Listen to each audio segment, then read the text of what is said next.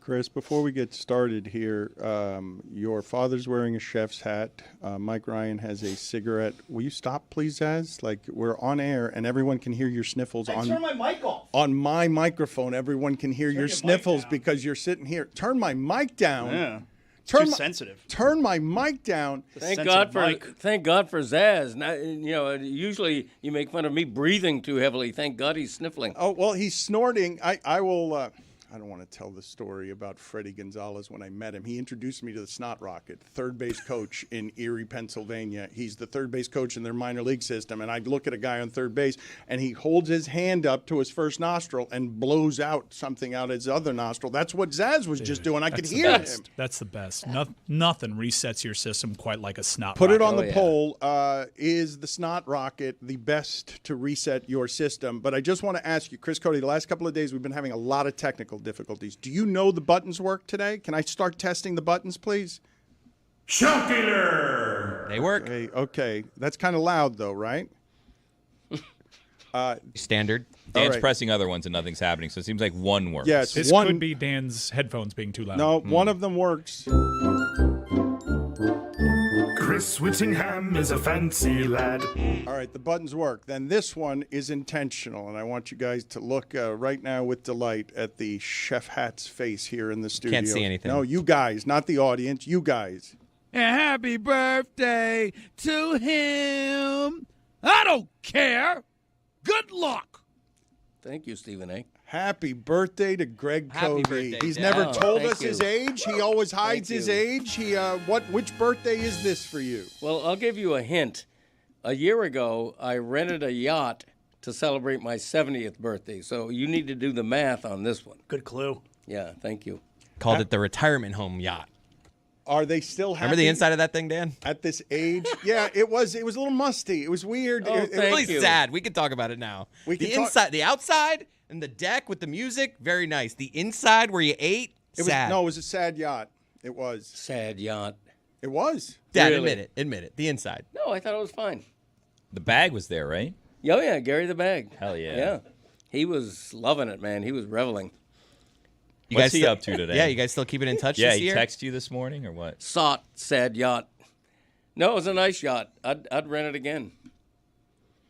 What am I, sleeping on the video there? What's going on with me? We haven't aired the video. my God, okay. you are. Sorry. No, but Happy let's- birthday. No, but yes, happy birthday. you. But we're on the Shadow Show. We're on right No, now. I think year 71 is the year that Greg finally gets a hang of this thing. Thank you. Greg, in the preview there is the Yeah. beginning of the show. When the show starts, it's you dancing, but you're distracted by you. You're distracted. Anytime you show up on the screen, you're delighted. And I have to say, honestly, it's one of the favorite things that we've done around here. This particular open, seeing Greg this happy and seeing so late in what remains his prime, the singing sports writer reinvigorated. Look, he's gotten lazy. No, back in my days, he doesn't want to work. He's complaining about working. He sounds like my dad. Thinks at the end. Dolphins are good. I wrote Yes. the book on back in my day. Yes. Literally. Yes. No more. Do you have one? I have it right here. Do you have not the book? Do you have it back in my Well, day? no, No. today's a No. soup. I got about 150 of them in the book. Buy it. And The Pride of a Lion flying off the shelf. Zaslow, I want you to just stare at Greg Cody's face when this open plays, because it delights me as much as it delights him. But he is so happy because the singing sports writer's back. He got tired on ESPN Radio. He was doing "Row, Row, Row Your Boat" like the last 7 songs. He quit on that long before back in my day. But this is a bona fide banger right here.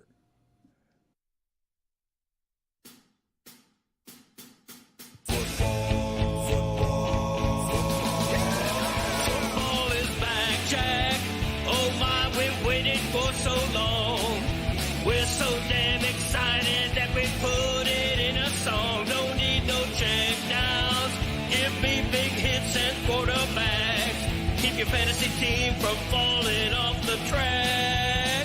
Football is back, Jack. Whether on the ground or through the air, when the chips are down and you throw a prayer, when your team is primed and on the hunt, it's 4th and 10, you refuse to punt. When the shoulder pads and helmets crack, that's how you know that football is back, Jack. Let me hear you say, football is back, Jack. This high is wild and out of control. And we're gonna ride it every week till we reach the Super Bowl. Don't need no check downs. Give me big hits and quarterbacks. If you say this game's the best, I'll say it's a gag. Football is back, Jack. Football is back, Jack. Football is back.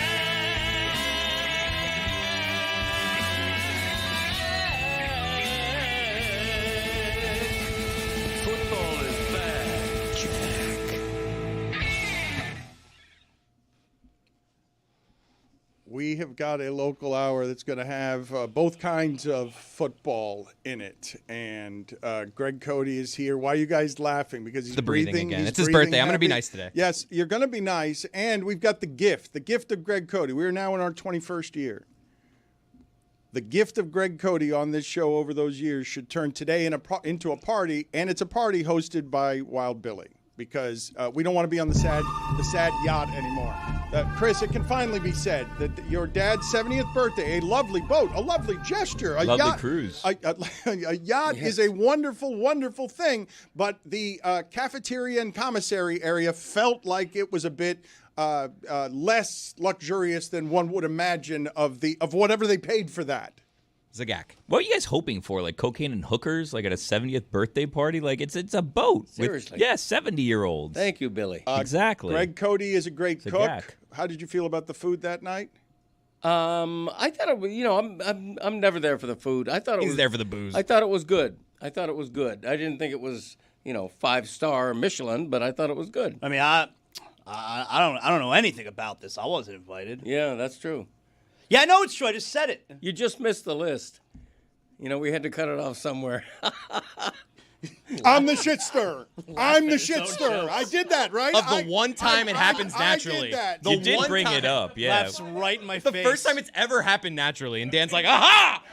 You did bring it up right in front of Zaz. Let's talk about this party Zaz wasn't invited to. Greg honestly said earlier today, I'm so glad Zazzo's here, which I didn't think we would ever hear. Oh, wow. I didn't know that. Yeah, he said, I true. love Zaz. I'm glad he was here. Yeah, well, let's not get carried away, Billy. It's when you made a mistake, he was happy because he didn't make it. That. Yeah. But Sniffing. regardless, he Keep said he was sniffing, happy you were here. sniffing. Yeah. Look, Sniffing and the sniffling. tension between them is real. Greg Cody looks down on the radio journalist or the radio broadcaster, I guess. He thinks the print media is more honorable. So do I, actually. Thank you. That's how we grew up. But not anymore, it's not. Now it is an obsolete dinosaur, and all of the future medias are coming through and tearing the place apart.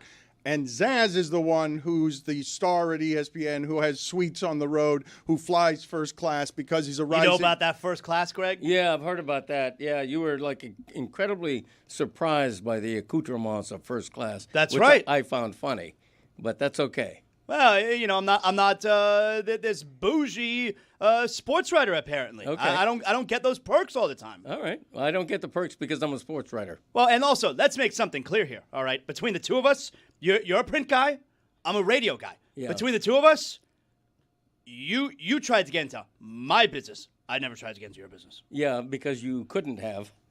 Because Well, we don't know that. That requires putting words in a particular order, turning them into sentences, and then paragraphs in a way that's entertaining to You're read. assuming that's why I didn't want to get in. Feel good about this, Dan? I Yeah, didn't do you- this. Yes, you did. No, you called him a dinosaur. You said this used to be prestigious and it's a dying medium, and now Zaz is a rising star. Which, by the way, I will say for the record, Go on. if you ask anyone on Earth, beginning with toddlers and anyone who could start speaking, dinosaurs are revered. Yeah, they Dinosaurs are beloved. Everyone likes the dinosaur. Everybody loves dinosaurs. yeah. Kids big love time. learning about dinosaurs. Love dinosaurs. You look around at a modern day Komodo dragon, Oh, yeah. couldn't hold a candle to a dinosaur. My kid has right. never said, hey, can you get me a toy Komodo dragon? Never. T-Rex rules the kingdom. Mm-hmm. Bang a gong, get it on. Am I right? Hell yeah. Okay. That's how Chris was made. I got the reference. Thank you, Mike. I did it Happy just for you. 71st birthday, Greg. Why are you wearing a chef's hat? I'm going to destroy you. No, just No, you're okay, not. Let's just Okay. hold on. All right. Good retort. You like this fight now you started between Mike and Greg, Dan? Jeez Louise, how many people today? We are going to broadcast over the course of time. He has told us, we make a lot of jokes about what we're going to, I'd like the listeners to write in what tombstone nominations for Greg Cody. I am hoping that the Greg Cody experience for the remainder of his life is broadcast by our show until the very end. Okay. And he's, Like literally? yes, Like yes, last breath? yes. Like I would like him to do our show for the rest of time. But what I'm telling you guys now, as he becomes 71, it's only going to get worse from here in terms of he's going to know less about what he's doing. You guys keep expecting him to get better at this. He's not going to get better at it. He's not going to get better at the mechanics of doing this. And he is a print guy to the very end, and he will always look down on the radio guy. That's not manufactured. I'm not making that up. Okay, first of all, when I'm on my deathbed, the Greg Cody Show will get the exclusive bedside interview, okay? And you'll be in line for that, but the Greg Cody Show will get it. Look, I appreciate Sniffles' I think that might be Zaslow's Nope. phone. My phone's been on silent Aha! for 10 years. Oh, it's my phone. My bad.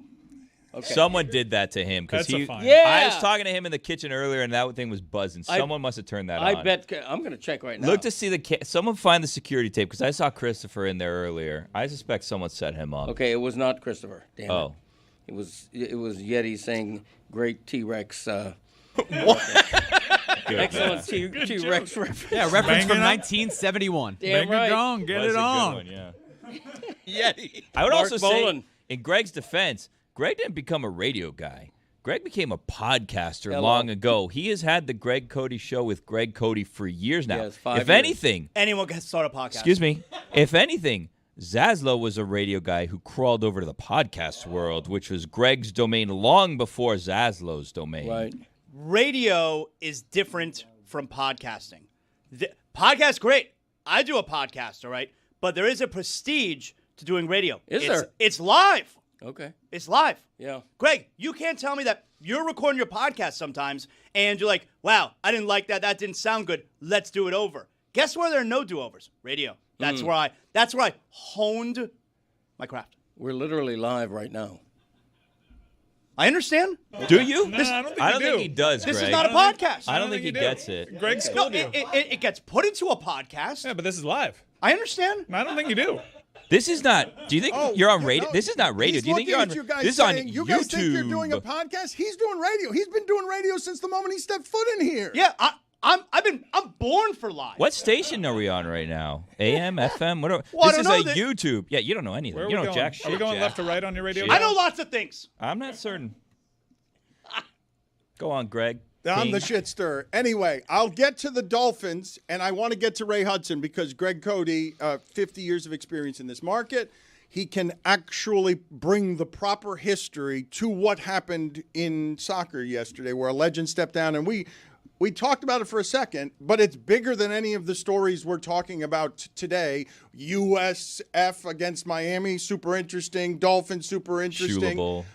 There are things to talk about, but this legend in this market shouldn't, as a voice who's international, it's across all the seas. This is a person in Ray Hudson who came through this market, and you covered him at the very beginning of soccer in this market. You were writing the first columns about, can the international sport live in Miami? Can it live in the United States? Yeah. At the very beginning of Ray Hudson's career are the seeds of South Florida getting into soccer. Yes. And back then, all you had was the Dolphins and football. There was no other major sport. And the Fort Lauderdale Strikers, they filled Lockhart Stadium. They filled it 20,000 fans a game. It was really the seed from which soccer in this area grew, the seed that led to Inter Miami generations later signing Lionel Messi. And Ray Hudson was the first star. And if I can be very personal about his impact on me, he was the first athlete who I associate with my big break in journalism. Because prior to then, I was covering high schools for like 10 years. I was in purgatory. I never thought I was going to become anything in this market. And all of a sudden, they had me cover the Fort Lauderdale Strikers, which was very big at the time, selling out the stadium, as I said. And back then, we had a budget. And so all of a sudden, a year after covering, a Boyd Anderson Chaminade football game, I'm in Vancouver covering the Fort Lauderdale Strikers against the Vancouver Whitecaps. And we had nothing in the market at the time. It's the Dolphins, and Miami doesn't matter. The UM baseball is trying to find footing. There's nothing in this market. It's just Don Shula. Yeah, and so the Strikers back then were big, and Ray Hudson was the most flamboyant and charismatic of all the Strikers. And I remember sitting with him at a wooden picnic table outside Lockhart Stadium during the middle of the week, and he had just come over from England. He's as white as a milk bottle, and talking in that charming, thick accent of his, and our relationship grew from there, and he and I are friends to this day, and he was the first guest on my podcast, actually, 5 years ago. And so he's just meant an awful lot. He's on the timeline of my career. Before I ever became a columnist or covered the Dolphins or the Hurricanes, I had Ray Hudson and the Strikers, and it means a lot to me. You don't understand, I don't think the audience might understand, that this is the greatest sports voice to have ever come out of South Florida. We can go all nationalities, all languages. You can go Fellow Ramirez. Like, there is no one in the history of sports in this market whose voice has internationally resonated with flamboyance from player. He was a coach as well. Didn't he do some coaching? Yes. At a broadcaster, but he made his mark. He was great at all the things, but the thing that he was greatest at was broadcaster, because he's done this with the enthusiasm of soccer for 50 years. Vinicius on the wings like Dracula, who were playing a liver, and it's just leaves Barcelona in acid here. The roughness disappears when the magic man gets it, though, doesn't he? He's almost polite in the way he beats his defenders. Again, if you showed him a Rorschach blotch, he'd see goal every time, Phil. It's a phenomenal strike. Fakir is onto it. Jumping jack flash quick and sharp as vinegar with this hit. He sees his teammates on either side of him, Phil, and says, I see you lads, I don't need you. He needs help like a shark needs a dentist. Chris, I think we need to every day until the World Cup take 30 seconds to honor Ray Hudson in this market. Did I say anything that was wrong, Greg? No, I don't think so. And Ray Hudson, I don't know, not all of those wonderful, florid comments were spontaneous. I guarantee you he put some of them in the oven and took them out at just the right time, because he told me once, way back in the late 70s, that if they were up 2 or 3-0 at halftime, he was already devising the colorful quote Greg, he was going to say after the game. It's so wonderful to know what your relationship is here, because he learned before you did that it's all professional wrestling. Yeah. And he was a salesman and a spokesman, and it carried him, the charisma of it. And I'd like to honor him For right how up long? until the World Cup. Every day until the World Cup. Next year? Every day. Every single day. On it. We stop for 30 seconds to Like just the play. Pledge of Allegiance at school? Yes. I gotta say, you did not have this energy yesterday. Start the Shadow Show every day with 30 seconds of Ray For Hudson. Ray Hudson? To honor the I mean, great. he's no Kyle Seeley. Look, man, Were you Eric, shell-shocked when you kept it to a 30-second bit? Corey Brooks. Who's on the Mount Rushmore of voices in South Florida? Eric Reed. Mm-hmm. Eric Reed. Tommy Hutton. Corey Brooks. Zagak is on the Mount Rushmore. Is he or is he not? Zagak, yeah, I think he is. Yes. AJ Ricketts. Jeremy Taché. That gives Well. Jeremy Taché the opportunity to give a stat of the day that nobody wants. I'm Rick Weaver. punishing you, Billy, with this stat of the day because Me? he wants to talk Marlins, and you just made it about the Marlins. Through 37 games to start his career, Marlins outfielder Jacob Marcy has recorded 20 extra base hits and 10 stolen bases, becoming the first Marlin to reach those numbers in the same span, and the first player in Major League Baseball to do so since Barry Bonds Oh, that's a good player. in Pittsburgh in 1986. He's definitely going to keep it up. I know the 7,000 fans at the game really appreciate it. God, you guys are the worst. Jeremy, well, we're not the worst. I feel bad that baseball's segregated around here. I feel bad that you never got to talk or never get to talk baseball. But you're so eager to do things, you didn't even wait for the stat of the day music. You gave the stat, and you didn't even wait for the music. You just rushed right in. I have another baseball stat if you'd like. We can play the music now. You're doing this in the wrong order. Start of the day. Start of the day. When this finishes, you tell us your Ray Hudson It is memory. start of the day. Start of the day. Start of the day. It is the start of the day. Start of the day. Start of the day. It is the start of the day.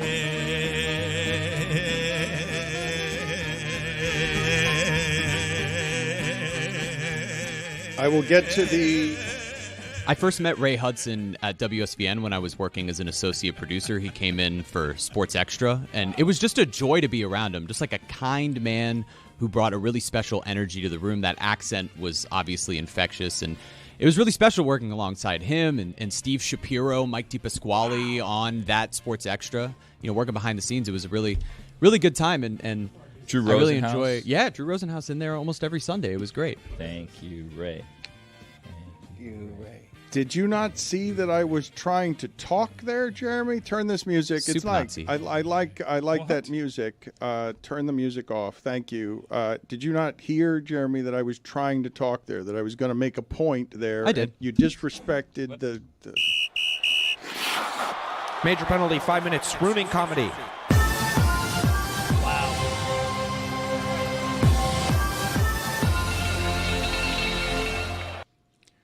You're wearing a chef's hat I because you are somebody who is a very good cook. I think that Greg Cody. Why are you still here?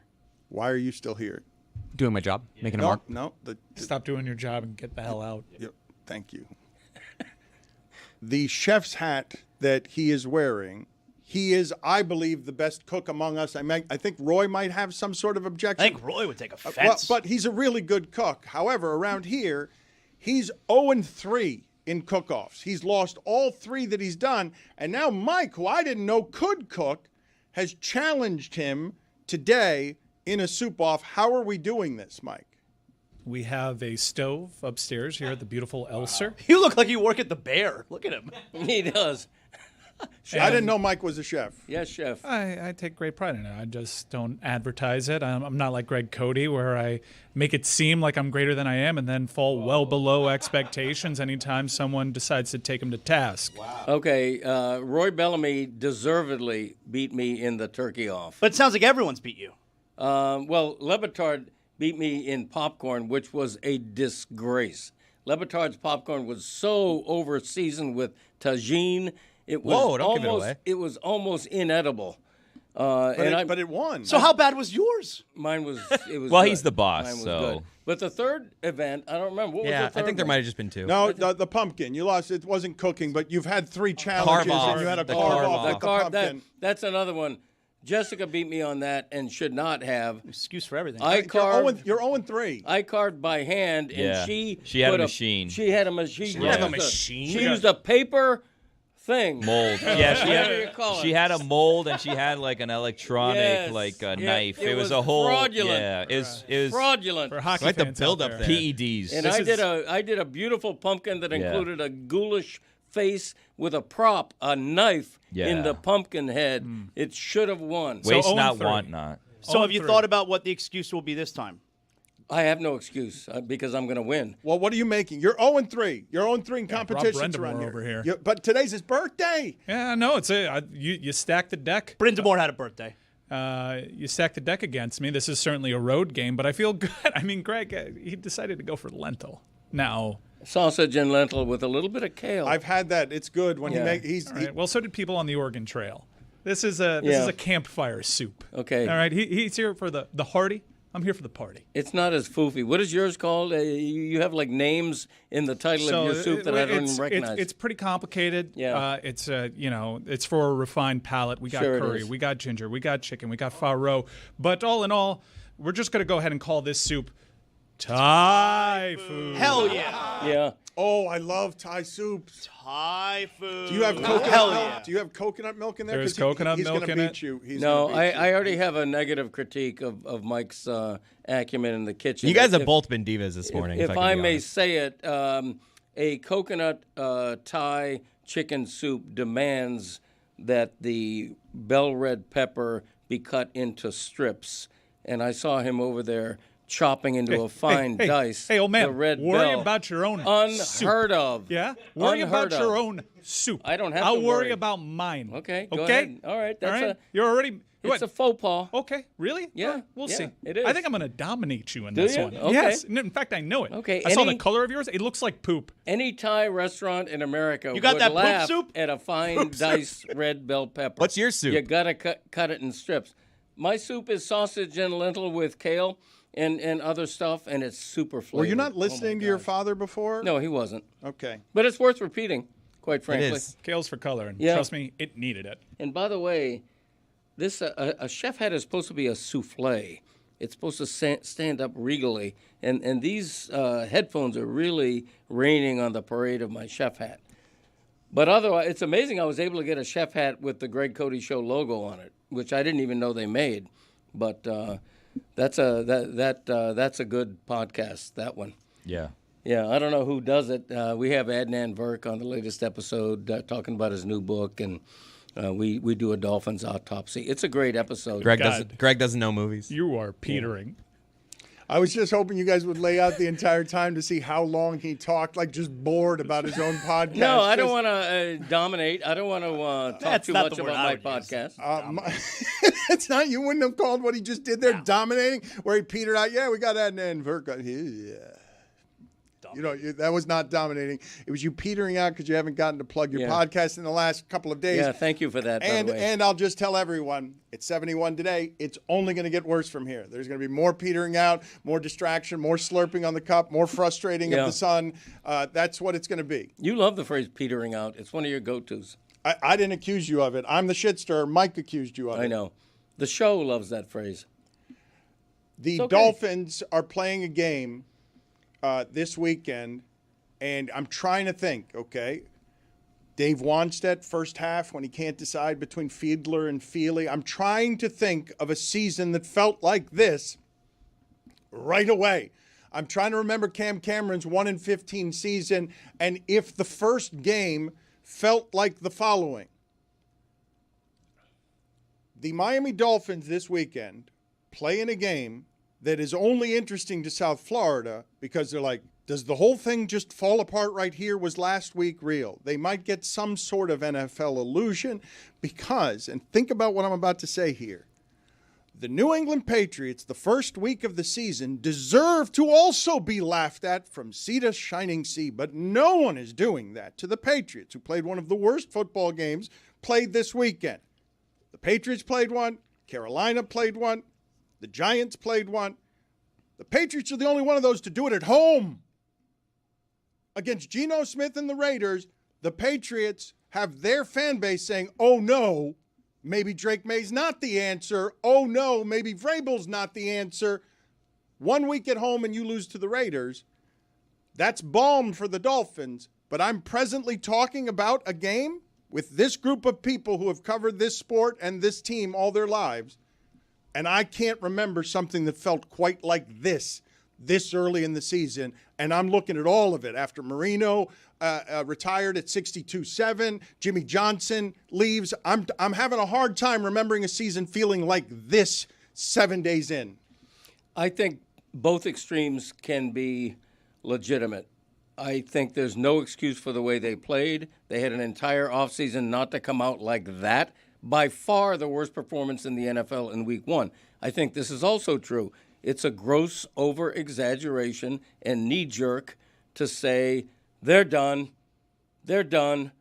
If they beat New England, mark my words, and it's not a stretch to say it, if they beat New England and they're 1-1 and Tua looks good, all of a sudden we overreacted. A birthday Everybody's gift gonna to say. let you talk that long when you don't seem to know what's happening here. Like you Really? don't seem you're in a burning building saying that Mike McDaniel's got a sprinkler over here that a Patriots win solves. The way they lost in game one makes it so that the noise around this stadium is going to have banners flying and people booing in the first quarter if this thing goes sideways. Right. I agree that people will boo at the first interception. Greg, what I'm telling you is a team known to be meek nationally, led by a man feared to be meek nationally, is heading to a buzzsaw at home if they get down 10-0.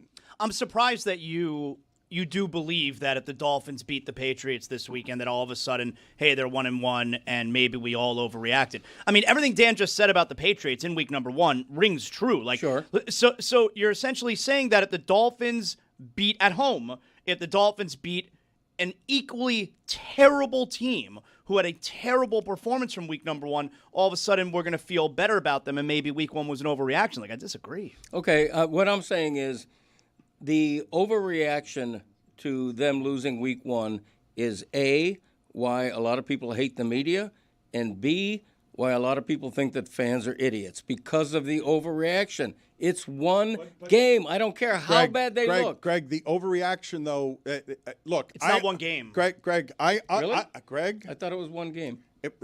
What he's saying, it's the mistrust that is here right now from the fan base toward this thing because Zaslow's holding the popular opinion, Greg. Most of this fan base is saying, even the most hopeful, oh my God, is Tua McDaniel, is all of it over? If they lose this game, someone's not going to be here. We agree on that, right? Tyreek Hill, McDaniel, like if they lose this game at home, you would agree that someone will not be here the following week, Greg, and not a minor player. The following week? No, I don't agree. Not after week 2. I don't agree. I think 0-2, someone's paying for it. I do. I think that. I mean, I hope you're right, but I don't think that's true. It also depends on the game flow, right? If they show up unprepared again and the Boo Birds have their voice the entire game. Who in the, like, is it Greer or Ross? Like, who has shown you they have the guts to make such a significant move? I think it would probably be Greer because he's been here for close to a decade. And it doesn't really shake up the operation all that much as you're in season. If you let go of the GM, like the fans are going to demand. Wow, you think Ross has the guts after 2 weeks? Yeah. I mean, it's been 10 years. I'm with you. It could be Tyreek Hill. Greer, to save his job, could be like, let me make another trade. Well, here and with I do believe the Chiefs are going to go 0-2 after this week. Okay, if the Dolphins are 0-2 and the Chiefs are 0-2, maybe Tyreek Hill's gone. But by doing that, you're telling the fan base we've given up on the season. After 2 weeks. I mean, they're flying a banner. Yeah, but telling them the season's over 2 weeks in is a horrible message. Okay. You can agree with them and we have to make changes, but after week 2. No, but here, so this is the part that's most interesting to me about what you're saying, because Greg's not wrong when he says in almost all the other instances, a reaction to one game in week 1 is an overreaction. It's a hyperventilation. It's one game. However, Greg, and this part to me is the most important part, the way they looked on Sunday that makes you fear, oh no, I'm watching the whole thing collapse because they can't stop anybody. They're not going to be physical enough. They're going to ravage their coach. And the entire NFL, Brian Flores in Minnesota, is looking down at Boy Wonder and saying, you went from ball boy to the top and you changed your wardrobe and your clothes and you were offensive genius. Now what do you got in this game against the Patriots when no one trusts you and one of them might be your wide receiver and your quarterback looked in the last game like he didn't trust anybody because we didn't recognize him after his first read. And former teammate said that he knew what to do to make Tua panic. Mm-hmm. Greg, this thing, like, I don't believe I've ever had, I don't mean to be prisoner of the moment, but I remember Jay Fiedler and A.J. Feely, the first half, Dave Wannstedt ran into something like this. Dave Wannstedt, and that was at 10-6 every year. At 10-6 every year, Wannstedt walks into, I don't have a quarterback. Who's it going to be? I don't know. And in the first half of the first game, he panics. First half of the first game. It's the only time I remember a stadium closing in. Carnivores. They do it at Miami, at the University of Miami all the time. That happens all the time. It's the first time I can remember a stadium caving in because he was under the pressure. This is why the Steelers, what they do is so amazing with 3 coaches. He was under the pressure of Shula and Johnson before you. You're 11-5 every damn season and everyone's saying you're mediocre. and he panics in the first game because he's Dave Wanstead. And the Dolphin fan base is looking at Meek Daniel. They're looking at Meek Daniel, all the stuff that was charming, and saying, wait a minute, am I going to watch my team fall on this guy's head next Sunday? Like, that's what surrounds that stadium this week. Okay. I've never seen anything like it in this market. I have a feeling that you're going to be the one renting the plane that carries the Fire Everybody banner. I'm not sure if most fans feel quite as vitriolic as you do about Fire Everybody right now. Really? Look, no. Greg, you're the columnist. Listen. You're supposed to have your finger on the pulse. Okay, did you read what I wrote following that game? I spared no amount of You can't criticism. just say this was a terrible game, but I have no reason. Like, you're acting like you have no reason to believe that it will continue. I want to see more than one game of proof. Okay, multiple years of this. They're favored against New England. The idea. But they're terrible, New England. And the Dolphins are at home. You guys are attacking a columnist for trying to show some level of like nuance or like perspective here, and you're like, you should be more of a fan and just fire everyone immediately. Billy's 100% right. Look, I've been writing and saying since last season that this is the season that tells the future of McDaniel and Greer. If they don't make the playoffs, 99% they will fire the general manager and the coach if they don't make the playoffs. And if they start off terribly, worse than 0-1, I don't think Tyreek Hill will last if they can get a buyer for him. Probably the Chiefs will take him back. But where we disagree is I'm not ready to say all that after one bleeping game, no matter how badly they look. The place where I would push back on that is, does Greg Cody, do you feel any different? Did this team look any different from what they looked like, the way you felt week 18 last year compared to what you just saw in week 1? Yes. They look different? They look terribly unprepared. Oh, okay, that's the whole point. Okay. So that's why it's not 1 week. It's a continuation from last year. Here's the thing, Zaz. The way you two are putting it suggests that the opener they played is on top of a terrible 3-14 season. They went 8-9 last year. I'm not forgiving 8-9. Okay, it's a losing record, but 8-9 is credibly bad. It's not. But the trajectory is bad. this: they were playoffs the first 2 years of Greg, McDaniel. if I can, just for historical perspective, okay, because I'll just keep going back to this Wanstead season because, okay, I was saying the same things then that you were, and I was doing it with 11-5 in my back pocket. And everyone was yelling, no, this is the beginning of the end. How do you not see it? Look, he's using up all the Jimmy Johnson cheers. And I'm like, guys, it's 11-5. It's hard to go 11-5 in that league. And he's handing the ball off, and he's making my friend retire because they're running the ball 400 times a game, and they're punting all the time because they're playing primitive football, wasting the Jimmy Johnson years. And everyone's saying, Dan, how can't you see it? And I'm like, 11-5. The Dolphins, this is not 1 week, Greg. Tua and McDaniel are 6-9 in their last 15 games when Tua's available. 14 interceptions, and Tua's got 8 fumbles. We worry about his head. This is built on something that's really flimsy, and everyone around it is howling. This is the beginning of the end, obviously, and the thing that doesn't feel like hyperventilation to me, and I keep coming back to it, the first game of the season looked like that. Mm-hmm. You got injuries now on the offensive line. Right. You can't block anybody, and the Colts put up a performance we've never seen in football before. 7 straight drives, can't be stopped, and the way that it looked is important. It's not just, they had an off game. It's, no, they were dragged up and down the field by surgical competence of Daniel Jones. Against a team that you know is not that good. Yeah. I mean, you guys aren't saying anything I don't know.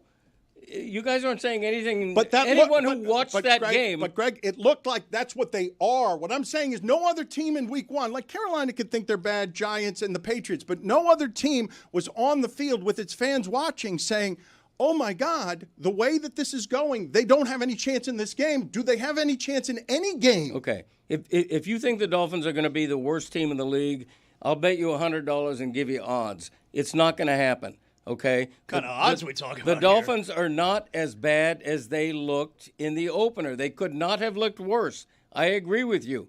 They were putrid. They were embarrassed. They were humiliated. They deserve all of the criticism they're getting. I'm just saying it's one game, and you can't refute that. And it's not a reach that they beat New England, and then what? Are you going to say, maybe we overreacted? Maybe. I will. Maybe If they look did. good on Sunday, I'll say I overreacted. As will most fans. The problem here is like the perspective of Dolphins fan, right? Like there was this expectation after that game against the Broncos that that's what the Dolphins were, that they were Right. going to score 70 points every game. And if you look at what the Dolphins have been over the last 3 seasons, it was playoff appearance. Last year they controlled their own destiny and they vomited on themselves and they cost themselves the playoffs, but they were there. You knew when that season ended, when as soon as they missed the playoffs, that Stephen Ross announced, hey, you know what? Chris Greer's safe, Mike McDaniel's safe. They weren't going to make any significant change. I mean, the big change that they made in the offseason was, hey, let's get Darren Waller out of retirement. He'll solve this problem. Yeah. So they came into this season, and even Greg, who you guys accuse of being a homer and all that, said 8-9 or 9-8. He said, like, they'll be a playoff team maybe as the last seed in the playoffs, but he's not predicting they're going to win the Super Bowl. Everyone knows this is just like a middle-of-the-road team that you could say the window closed, but I think now the question is more so, did the window ever even really exist, or did we just convince ourselves that this was like some super team that it really never was? So when they decided in the offseason, we're not going to make significant changes, by giving it 2 games and firing everyone, what are you really accomplishing? Because you know week 3 is probably going to be a blowout regardless of the outcome of this one against the Bills on Thursday Night Football. So if you fire everyone week 2, then you come back week 3, you get embarrassed nationally while your team is already in disarray. Like, you've punted on the season for everyone to see. Look at Zaslow. He seems defeated here. I don't suspect this will be the last time we talk about this. Mike Ryan, get out of here. Go cook your stuff. We're going to start the soup off. Oh. Yours looks like poop.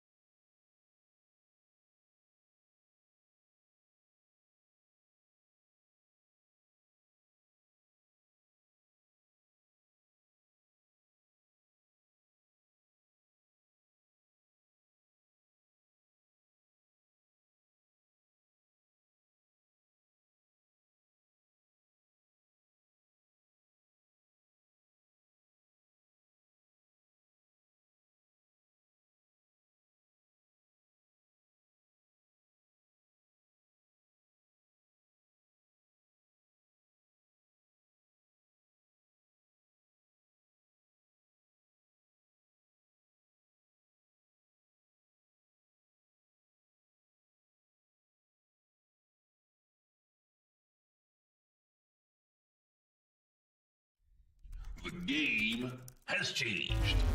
Weed is legal now with Stugotz and Greg Cody. I'll tell a story if it makes you feel better. Yeah. When I first took the first edible I ever took was in New York, and at the time I was breaking the law. Okay, so now you can feel good about telling your story. And the guy told me hey, just eat half of this. And so I ate half, and I waited, and I waited, and I waited, and I didn't feel anything. And he begged me just to eat half.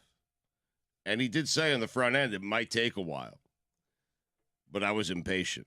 Right. Because when you smoke marijuana, you get instant gratification. And waiting an hour or two for something to kick in was not something I was familiar with. Right. So I ate another half, which became a full cookie. And 60 minutes later, I don't remember anything. I woke up the next morning on the floor in my wife's uncle's apartment because Abby had to throw me into a cab with her, and she took me home. And I was curled up in the fetal position, and I don't remember a thing after the second half of that cookie. Wow. This was last Wednesday.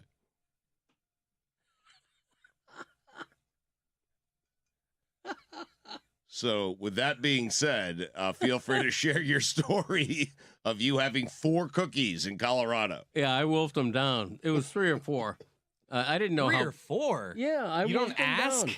You don't Well, say, hey, person I'm purchasing this from, how fast should I do these? The guy at the thing, and it was one of those official things where they dress like pharmacists in there, and they sold me a vial of edible cookies, and it was in Colorado, so it's 100% legal. And my wife and I are getting ready to go to dinner. We popped open the thing. She had a nibble of one, and I ate, I think, probably 2 or 3. And it hit me by the time we got to that restaurant. I just love how terrified you are of this conversation. You keep throwing in there like it's perfectly legal what I did. To be fair to Greg, this has not exactly been, the most up and up thing to talk about for 60 years of his life. Right, exactly. This is a fairly recent phenomenon. We just go, oh yeah, everything's fine now. No, and I don't, we did that because we were vacationing in Colorado, and I wanted to Stop giving qualifiers. I have to give a qualifier. Greg, more qualifiers. It feels better when you're doing it legally. It right. does. I don't smoke anymore. I mean, I don't do that. I did in college. Lying, trying to make them feel better. I mean, thank you. Thanks for that. Getting away with it was much more fun. I mean, seriously. I had my day doing that. So we used to get dime bags at a place in Hillside, Queens. It was called the Tie Door. Oh, was it fantastic? You never saw the guy. You just saw his hand. You would see his like hand. A first touch in a marriage? Yeah, you would open up this little sliding door in Hillside, Queens. You would see his hand. He would see your hand. You'd never see each other. He'd put weed in your hand. You would put money in his hand, and that was it. That was a transaction. It was great. Called the Tie Door. Weed first, then money? Money first. Oh, there well, you go. It was like you would do it at the same time, but occasionally. So you'd see both hands. Yes, correct. Once every 6 months, you'd hear stories of like some guy sticking his hand and then getting arrested on the spot. The cuffs right on the wrist. That's all you see, the wrist, and then. I always wondered, is today going to be the day? Because I went every day. And it wasn't far from my house, but is today the day that it's going to be a cop on the other side of that door? I did. I feared that every single day, but it didn't stop me from going out there every single day. Hop, skip, and a jump. Is that fear worth it? Yes. The fear is what made it. Greg's right. Now you walk in, they're dressed like they're experts, pharmacists. Yeah. It made me a little nervous. I mean, more nervous than meeting a guy at a Tie Door, never seeing him, just exchanging things in our hands. That's right. I mean, what happened to you after eating 3 or 4? Like, can you? Back to you. Yeah. Oh, we went to a restaurant and, spent $300 on appetizers.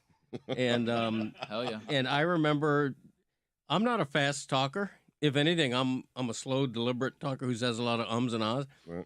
My wife at that restaurant accused me of speed talking, of talking faster than I ever had in my entire life, which I wasn't even conscious of. So yeah, it hit me very hard. All right. Enjoyable though. I have no idea what I ordered for my main course. 3 or 4 though, man. Yeah. Are you sure you didn't do cocaine? No, they were edible. I've never had cookies. someone really high and be like, "This, you shut up, dude." I know. Believe me, that was new to me too. Because normally you're talking like a 1970s, rock DJ. Or is it possible that life had slowed down so much for your wife that by seemed like you were you were Right. talking normally, but to her you were talking at an incredibly fast rate of speed? That's possible. That's a possibility. Oh That's a my good point. god! Did the waiter walk up and you're like, I ate edibles because you're just like terrified? No. Believe me. It's legal here. I'm on vacation. Believe me, I'm sure he sensed it. Working in that state and seeing somebody in that state, I'm sure he sensed something. How much was the bill that night? Oh, gosh. I think we ordered a nice bottle of wine, which always jacks it up. So I think it was like a $400 bill. I mean, you were hammered. Yeah. Oh, yeah. 4 cookies and a Yeah. bottle of Oh, wine. my gosh. Probably like Jesus 7 Christ. Miller Lights. Right. Exactly. And that was at the restaurant. But seriously, no, it was a nice time. I love Colorado. I really do. It's the best. Yeah. Yeah. Just the whole the scenery, the vibe of it. Mhm. We went to the Red Rocks Amphitheater just to walk around because it's such a stunning venue. It's a tourist attraction in and of itself. So. Red Rocks is my favorite venue Yeah. of all time. It's of all the places I've seen the Dead, that and Shoreline Amphitheater. Supposedly, it's one of the great venues. All the musicians rave about it, like the acoustics and the background and the seating arrangement. It's just beautiful. I would love to see somebody perform there. I never have. Mike loves music. Have you ever been to Red Rocks? I have not. I would highly suggest that you get out there at least once in your life. Yeah, I'm getting It's to worth it. Yeah. Just waiting for the right show. Everyone wants a service dog with Steve-O. We are joined by a very famous persona from America, and also Steve-O, because Wendy from Peru is an internet sensation. Go ahead and tell the story, Steve-O, before we get in here. And always thank you for making time for us. But tell us why it is that your dog is more famous than you are, because I didn't think it was allowed that you can just find a dog on the streets of Peru, fall in love with it, and then just bring it over to America. I thought, didn't Johnny Depp or somebody get in trouble for trying to bring an animal into the country without the proper permission? Like, well, that was the other way around. He already had the dog and was trying to smuggle it into Australia. I was in Peru for a mountain climbing expedition, and I found Wendy here on the streets. And fortunately, the mountain climbing expedition was a TV show, and the production jumped through all the hoops for me. So I really didn't have to do anything. And I was able to bring Wendy home. And the video I made about finding her, it garnered over 100 million views on Facebook, making it the most viewed video I've ever put on the internet. And it's kind of devastating for an attention whore like me. I've with the lengths that I've gone to, But there it is, man. So Wendy and I, we are on a rock tour as we speak, barreling towards Syracuse for a show tonight. And we've got shows every single night in the Northeast U.S. For the next 12 days. Albany tomorrow night. This video is adorable. Is Wendy's a service animal? She is. You bet she is. Yeah, because I have terrible issues. You should take more dogs, though. I mean, it seems to be working for you. I have terrible issues is a great sentence that would explain the last 25 years of your life. You've done great sort of capitalizing on, let me take a tour bus through my terrible issues. Right.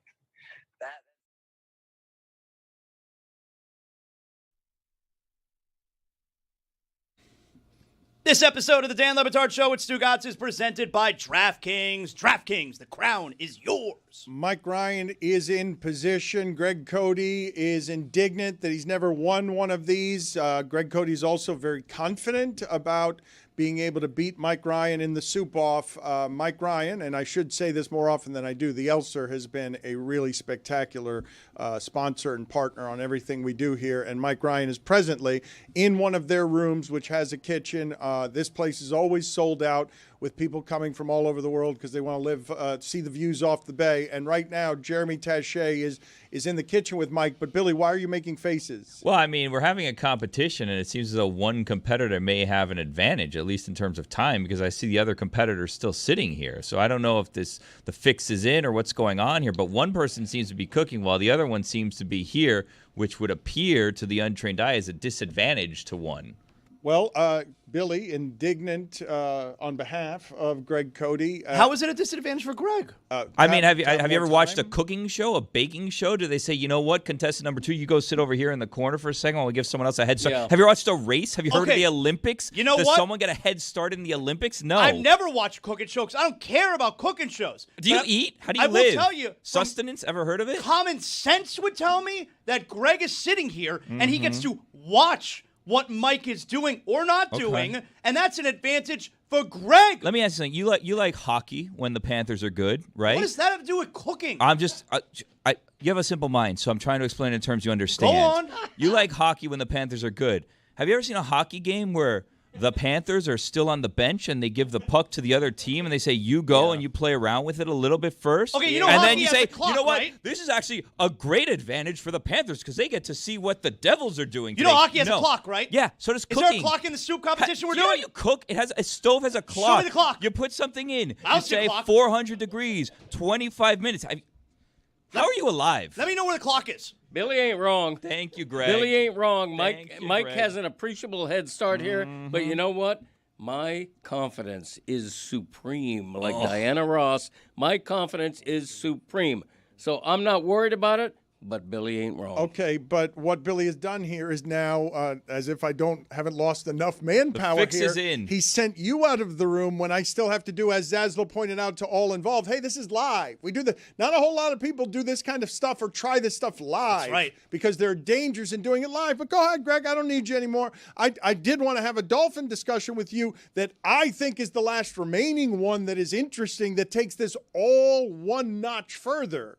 Go ahead.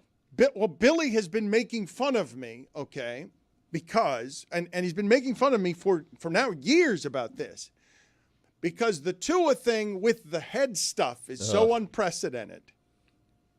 Troy Aikman just did the documentary here where he says he doesn't remember playing in the NFC Championship game because we were so primitive at one time that he had 4 concussions in 14 months, and he just doesn't even remember playing in the game. The thing that this game has that none of the other games have, on top of laughingstock, and you thought the Patriots looked back. Yeah, they did. But the Dolphins are the one that everyone's laughing at. This is what is being said. I became a doctor on television. Like, I'm interviewing. The thing that Billy's been making fun of me about is that we immediately got out of bed in the middle of the night, and I'm live interviewing the doctor. Some wrestler is what you were talking to. Chris that guy. Nowinski? Yeah, please. Oh, my God. This guy sits around, Thank you. waits to pounce on head injuries. Yeah. Guys, honestly, hoping for head injuries so someone Right. can go talk to him. That's what it seems if like. we're honest, he's hoping for concussions. He watches sports hoping for head injuries. Exactly Yes, right. he does. As soon as someone goes down, he goes, and he starts My doing turn. that thing with the little fingers that he goes like this. Zaz is right. He does I'm either with this you, thing man. or he does the thing with his pinkies like does this. the- I where he envision goes him like doing this. this. He goes, Yes. Like Gargamel. another one for me. Okay, totally unfair to him. I like him, but Billy's been making fun of me. Yeah, you would. I got to talk to him now and bring him on so No, we can you ask don't. him all Why these do you have questions. to? Because I was supposed to make. It's a long story. I owe him one because boy. because Get I you WrestleMania tickets or something? look the head injury stuff. Can Mike not open a microwave? The head injury stuff. Oh, he's setting a timer. What's that? A clock in a Is kitchen? that cheating with a microwave? my That's God. not cheating What he's on a doing. soup. Oh, my God. He's taking a shortcut. Let's go to Mike Jeremy Ryan here. using a microwave? Oh my God! Look at that! All I right, see. Greg, I see a get Campbell's caught can up. right Greg, there. Greg. This isn't even something he made. Get caught up. Go ahead. Go in the other room and get caught up. you So it's sure? a fair. Yes. Go do the soup thing. We'll Jeremy, come back. talk to us. What's We'll come going on back here to with the Mike Dolphin and this thing. microwave? We are on site at the Great Soup Cook-Off of 2025. Mike Ryan here getting everything situated. Mike Ryan, can you walk us a little bit through your process here? Yeah, my process is to challenge the palate, make you think differently about soup, and also get the hell out of get out of the way. Get out All of the way. right, so there's a little bit Get of out of the way. frustration by the man Why here. is Rose He's looking here? to be the soup Rose is in the way. superstar. This is Rose not is in the good. way as well. This is not yes, good. chef. Too many cooks is in the gonna be a- kitchen. The a camera pretty angles are intense day. shit, Jeremy. Yeah, like everyone, you're surrounded by people who are having trouble think Greg getting was the right right about the camera peppers. angles. All right, he's at work. I have no control over the camera angles. Jeremy, I just heard Mike say I think Greg was right about the peppers, so maybe there's something going on there. Jeremy, go ahead and just give me whatever update I need on. He's doing this live now. When is this all going to be ready? When? How soon can we go to people tasting soup? Are we going to be able to do that soon? I would assume we'll be able to get to it soon. But I'll ask Mike Ryan here. Mike, I don't want to be too many cooks in the kitchen here, but I will ask you, about what time are we going to be able to taste here during this cook-off? Typically, I like to have my soup settle for about 2 days. That's why I get so many compliments on it, because the flavors blend together. So I'm guessing sometime by Friday. All right, on Friday, during the local hour, we will be able to taste Mike Ryan's soup. Greg Cody, I imagine, as he heads up here, won't have as much attention to detail, but I know that he will be competing with a fierce effort. We have the challenger, we have the initial competitor. This is the great soup cook-off. All right, we can fade him down. Stop talking. Palate. You can't give him a microphone. It's such douchey lingo. It's the worst. Like, how do we break him of the habit of being sideline broadcaster guy who uses 70 words where he could use 7? Like, how do we do it? How do we do it? Help me do it. I don't think we can. I think me and Zaz are more complaining about just cooking lingo Yeah. in general. It's so much. Oh, Just I like the flavor on the palate. the top of my tongue. Just talk normal. Yeah, Taste. exactly. It's called taste. Oh, I let my soup sit for 2 days. Yo, 2-day-old food is gross. Cook your shit and let me taste it. Exactly right. 2 days. Uber Eats, ever heard of it? Get that food in 30 minutes. I have to wait 2 days? It's insane. Chris, is your dad going to lose a fourth one of these on his birthday? Like, we might have to rig this thing, because the coconut milk is more delicious than anything, and that's like cheating. There's no way your dad's soup is going to be good as coconut milk soup. We should discuss how we're going to judge this. Yeah. Now, obviously, you'll have a vote, Dan. Zaz, you'll have a vote. I'm a judge. That goes without now, saying. The shipping container as a whole could have the third vote, or we could break it down Billy, me, and Jeremy, and that's 5 of us. So do you guys think it should be 5 people voting, or the shipping container is 1 and then you guys, so it's best of 3? How do you think we should do this? The problem is we know whose soup is what, because they told us what they were Yeah. cooking. So we know I've already forgotten. we already have prejudice, as Zaz would We say. kind of knew with the popcorn and the turkey. Like we've kind of always known all this No, stuff. turkey was blind. We just knew they're both cooking turkey. This one of them is doing something with coconut. I don't the think other we one did is it doing blind. something brown. Regardless, you guys can argue about this Blind off in the air. sense that you didn't know whose was what. Understood. But again, we're down some manpower because you did this, Billy. You sent. Greg I didn't yes, say you let's said- cook today. You said- think I was in the, on a digital whatever computer making that soup You're thing? talking that's about behind you? unfair advantages, and now all of a sudden there's 2 of us in here when there should have been 3. That's How right. about you take a little ownership? Do I do the scheduling around these parts? No. I'm just saying, how about you take a little ownership? Okay, fine. It's my fault that I think that we should follow the rules and Constantly people should saying be. things, and you don't care about the repercussions. How Here we so? are. How so? How so? I just How explained so? how so. How so? There were 3 How of us so? here, now there's 2 of us. Okay. Did I say Greg go cook today? No. You started complaining about about a competition clock. I'm a man of, I don't know if you've ever heard of this word, integrity. And when you have a competition, people should have a level footing. Okay, Yeah. so take responsibility. Hey, how about you make the rules when your name's on the show? And it's not on the show yet. Okay, bud? Jeremy's yelling. Look, who's Jeremy mad at? Chris, why Give it am a I week. looking at a preview in which Jeremy, that's as pissed as I've ever seen him. What Why is happened, Greg in Jeremy? there? What happened? We've got an unbelievable energy in here. We've got a ridiculous energy. Mike is yelling, oh, God. He's frustrated. He doesn't have the type of heat he's looking for. Greg Cody, what are your thoughts on the panic that you're seeing from the other man in the kitchen? I mean, he's not disguising it. He is Does he have panicked. to be here? He is panicked. He says the heat's not hot enough. He's got a burner on high, but look at it. He's panicking, man. Well, he's certainly feeling the heat up here, Dan. Mike Ryan, what do you say to the accusations that you have an unfair advantage I don't from know. beginning? It's either super hot or super cold. I don't understand what's going on with this stove. Super hot, super cold. Dan, back to you. For the love of God. Does Mike have a pack of cigs rolled up on his sleeve? He cannot help. He cannot help but throw it back to me in a pukey broadcaster joke way. Like, what? guys, how do we break him of Billy? He needs to do like morning TV, honestly. Like Jeremy would be like good as like a morning GMA. Not even news, because I think he'd cry because his news would be too sad for him to report. Like he needs to do like the local, like Miami, whatever would be. We have to break him of these habits. He gets into broadcaster man guy and just forgets that Billy's doing FIU games. Pause up. Oh, big week, Shula Bowl week, Dan. We can get to that later. I want to get Pipple to was it. tweeting about it. I mean, when Pipple's tweeting about it, you know there's a shift in energy. That 35-0 loss reinvigorated this fan base. I'll tell you what. God, scored 34-0.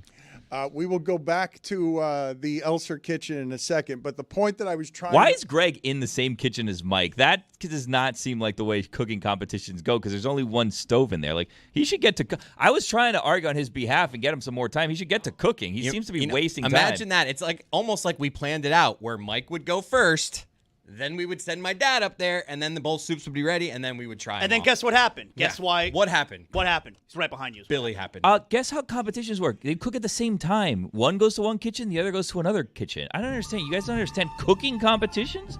I really don't understand the confusion Billy, this here. is the part. Billy's right about this, but he could have helped in the production to make Mike less panicked in this situation and help our time be better than it was.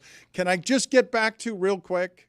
Because I'm going to end up owing Chris Nowitzki an apology again. Because I will tell you why. Because the things that he's howling on head injuries that are super primitive, and we've been primitive about covering, and now the sport is bigger than it's ever been. We enjoy it more, and nobody wants to talk about concussions. Of course nobody wants to talk about concussions. In fact, I've told you the story before, and I'm not going to moralize about this too much, but the conflict of interest between John Skipper, the top of ESPN, concussion reporting, NPR, at the very end of what was happening there, at the beginning of us learning about concussions, John Skipper realized he was the conflict of interest between journalism and business, and he's like, yep, ESPN will no longer be doing the concussion reporting stuff that we're doing. I've got to back out of this. I'm the conflict, and I've got to choose business. And America's chosen business. Everywhere, America has chosen business. However, I'm not going to simply forget that 2 times now we've watched Tua in a game and wondered if he should stop playing. And so the conversation I wanted to have with you guys, not the best time during a cook-off, though, when Dolphins podcaster here locally, Chris Hoffman, said, quote, Tua had the worst game I've seen him have in quite a while, and it makes me wonder if the accumulation of injuries and concussions have sped him toward decline. We've generally feared it would be sudden, one more bad hit and it's over, but it could also be more gradual than that. Everything that's happening with the Dolphins, no other team in the sport where everyone gets concussions has that as the centerpiece and what's fair and what's not fair when we're all doctors and I'm in the middle of the night calling the wrestler because I don't understand what I'm covering. Yep. And he knows more about head injuries than I do. Yep. Totally not fair.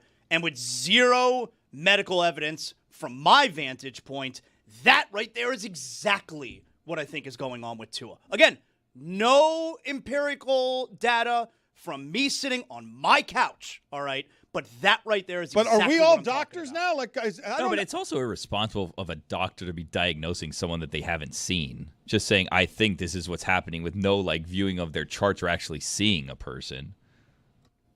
Jeremy, do you have any thoughts here? I feel like you've been properly chastened. Oh, break me of the broadcaster habits, break you of the habit of bringing up concussions once a week. I mean, Jesus. Yikes. Why are you sad? Why am I sad? Yeah. I thought you did great. Thank you. I don't think he likes when I critique his broadcasting when he goes into my job. Isn't that why you sent me up there? Yes. Do it more efficiently. Yes. It was a good pun. We have 4 hours of show. Yeah, we got to fill. Yeah, but we'll do it. It's fine. So you call this Chris guy like at night? Just you guys just talk about concussions? Middle of the night. In the middle of the night. Well, like, hey, you Chris. remember? You know his wrestling was Harvard Chris or Chris Harvard. Yeah, he was like a douchey character. Yeah, who knew? It's kind of perfect to be our concussion expert, right? And I need to. We're going to need to call him here at some point and have a conversation with him that will that can be more fun than the ones we've been having, where I ruin the fun all the time. Concussions? Concussions, yes, concussions. But you guys are in agreement, right? When I say there haven't been this, not in this town, this set of chemicals around something where you're like, oh my God, the whole thing's they can go up in flames on Sunday if somehow they're down 17-3 in the first half. I think your Wannstedt's last year where he was fired at 0-6, and there was that first game where he switched at halftime. I forget if it was Feely to Fiedler or Fiedler to Feely. I think it was Fiedler to Feely he switched. But everyone saw it, and I didn't, Right, Jazz. right. I think that's a great example, all right? But the difference between that one and this one is not only are we firing the coach, we're also getting rid of the quarterback. Like, the quarterback, by the way, who signed for whatever it was, $180 million. We've never done that combination before after one game. And by the way, a win this week against the Patriots No. doesn't solve any of those No, problems solves either. That's nothing. why I don't think that the loss is what's going to be like, oh my God, they need to blow up everything. Beating the Patriots doesn't make the team any better than they were after week one, Solves regardless. nothing. Because you know what happens? What are we talking? 5 days later, they're in Buffalo. Yeah, exactly. And we all know how that's going to go. Mm-hmm. I have a way to potentially solve all of this for the future of the Dolphins, if you guys would like. But look, you need a coach that has stronger leadership skills. You need a coach that's a little more hard-nosed, maybe defensive-oriented, because obviously the offensive thing isn't working. Wants to move on from Tua. Maybe a guy who actually has coaching experience before could use a second opportunity. I think the Dolphins should probably hire Brian Flores as their next head coach. He seems like the perfect fit. Am I wrong? No, just the joke would have been funnier as just they should hire Brian Flores next, as opposed to all the preamble. He painted it, though, so Pot you weren't kettle. sure who it could be because you're like, oh, man, that does sound like a great qualification. Who exists out there? And boom, he nailed the dismount with Brian Flores. You know the thing about McDaniel that I think is like interesting or telling or whatever is that at the beginning everyone was like in love with Brian or with Mike McDaniel. He's different. Where it's like, he's different. Oh, look at this kooky guy. Wow, he's so zany. Look at his shoes with tags on them, and he dresses different, and he's so fun, and the players must love to play for him. And then last year's when his schemes kind of were getting exposed, where it was like, oh, people have figured out what he's doing, and there hasn't been any evolution. And then this offseason is really when you started hearing from a lot of the former players, where the former players were all kind of speaking out against him. Forgive it seemed me, like Billy. I'm sorry. Mike's yelling at Greg. I'm sorry to interrupt you. It's okay. It's just they're yelling at each other. Greg, Mike, what happened? Mike, tell me what happened. Why are you yelling at Greg? Unplug the feed. I don't know. He I says, don't know. "Do you even cook? I don't have a burner." He's dominating the stove. How's the kitchen? He's using coconut milk by the look of it. Looks a little bit curdled. I'm just saying. Curdle you. Maybe it's not. Curdle you. All Tell right. you what, Jeremy could have helped in that situation. There seemed to be some confusion up there. I don't think they can hear what we're saying, so they don't know that we're going to them. I think Greg could, which was the problem. Yeah, well, yeah. All right, let me try that again, and I'll go straight to Greg. Yes, it seems like you would want Mike to produce this segment, not Greg, but good judgment on his birthday. Let's give him all the gifts. Greg Cody, give us a report, please, on what's happening right now. How soon will he be done? How soon will you start? I hope he's done soon because right now I'm just watching him. I'm not able to cook. Would you myself. stop talking? Mike is Would you panicking. stop talking? Mike is in mid-panic. He's still getting over miscutting the red bell pepper. Now he's confronting. No one likes strips, Greg. Now he's No one likes strips. curdled coconut milk. He's using the microwave. Is this your first time using coconut milk? It's always curdled. Is this your first time? Is it your first time? It's your first time. I hope I get the stove soon. You don't need Right a now, stove. my worthy adversary is dominating. You pre-made your soup. can't even get You're it. not an artist. I'm looking You're at not an artist. some work and I can't do it. He pre-made his soup? Well, they're just lashing out at each Little other. wordy. Okay. I want to ask you guys about a different thing before we go back up there, because give me a second on this. I want to get your actual football thoughts on this, okay? The Baltimore Ravens, we have some difficulty, right, in our analysis of who's good, why are they good. The whole thing around Tua is basically we need to know who's responsible for his good. It's a weird thing we do. He's only polarizing because of that, because I'm not sure if he's a system quarterback or what he is. The Baltimore Ravens over the last 25 years have been one of the best organizations in all of sports, if not for the Patriots. the Baltimore Ravens would have one of the real epic stories in that sport right now because it's a very well-run franchise from back when Ozzie Newsome was picking players for them well. 25 years is a crazy run when you look at what the Dolphins have done comparatively over the last 25 years.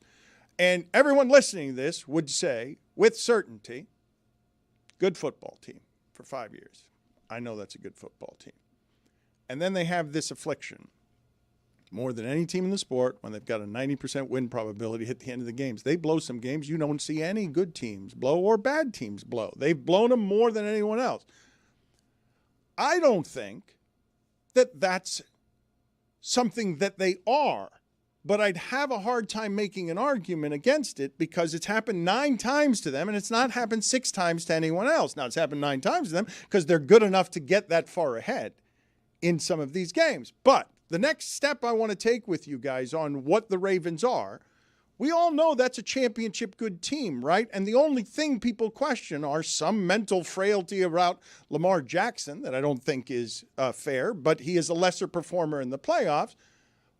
And this thing that has to eat up anyone named Harbaugh, that this team can't be trusted at the end of games. And the thing I wanted to talk to you guys about, because I'm assuming now that we all know that this is a thing about them, you don't think Derrick Henry's weak, right? Like you saw at the end of that game what happened where on 4th and 2, Josh Allen is just running toward a sideline and it bounces here, there, and it's in the end zone. And then Derrick Henry fumbles. That never happens. What's that?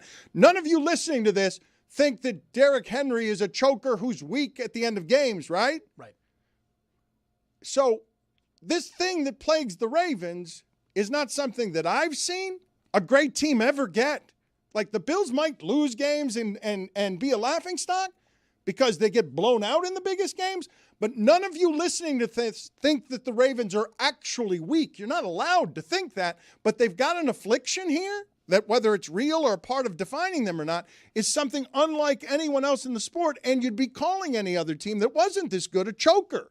You'd say they're mentally frail at the end of the games because there's nothing to be learned from. This has happened to them 9 times now. And do you know how these guys hurt their bodies all week when not just they collided all day, they care about this thing deeply, and at the end they knew they were better and they farted it away. Like the way that week feels, there's nothing to be learned here. This team knows what that feels like. It's shit all week. It's terrible. Nothing to be learned from we let up on the gas. Well, nothing to be learned from Derrick Henry fumbled when he never fumbles, and if he doesn't do that, which is a very fluky play, they're going to win that game. It's like if anyone wanted to have Baltimore number 1 in their power ranking, still, after that game, ahead of Buffalo, I'd be like, all right, yeah, I don't really have a big problem with that. Buffalo won because of a fluke. That doesn't mean that Buffalo's better than Baltimore. So if you want to but it's happened 9 times now, though. Where right. Where it's happened, where it's Tua doing it one of the times in the fourth quarter to start some of this stuff. This team has a thing. Okay, we analyze the holy hell out of this sport. Okay, we really do, and the margins are ridiculous. It's a foot here.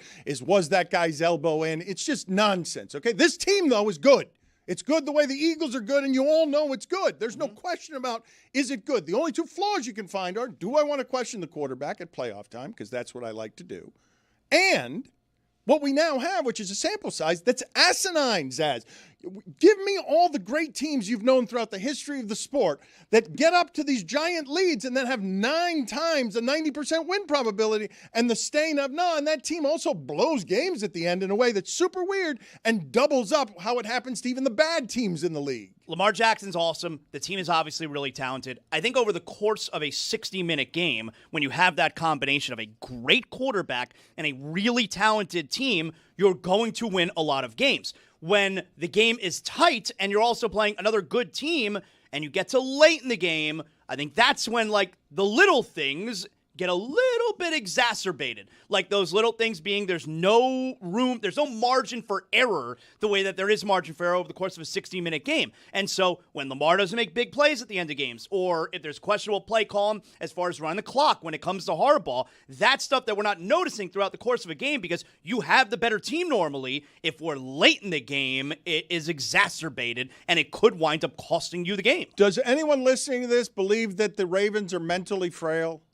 at the end of games? Like, what's the accusation you'd make to a team that this keeps happening to if you think it's a part of their DNA? Like, it's happened enough that I'm assuming that most of the people listening to this say this is a problem about the Ravens that they have uniquely that is structural, correct? Like, if it's happening, these games are so important, Zaz. Every last one of them. The difference between home field advantage and no home field advantage is found in a couple of these games that the Ravens have lost. So when they go to Buffalo, Mark Andrews can't catch the ball on the goal line in the cold in Buffalo because they had to be on the road. Like, the margins are asinine. So when I tell you one team has this thing, does the audience believe that that's a flaw that is simply structural to Baltimore? That fluke is going to happen to them, and at the end of games, at the end of a playoff game, road or home, they now know it's going to happen to them because it happens to them more than it happens to anybody. Right, and the thing that's happening to them at the end of these games, look, it happens all the time in the middle of the game, but it doesn't have the consequence that it does at the end of the game when then the clock runs out and you're trailing.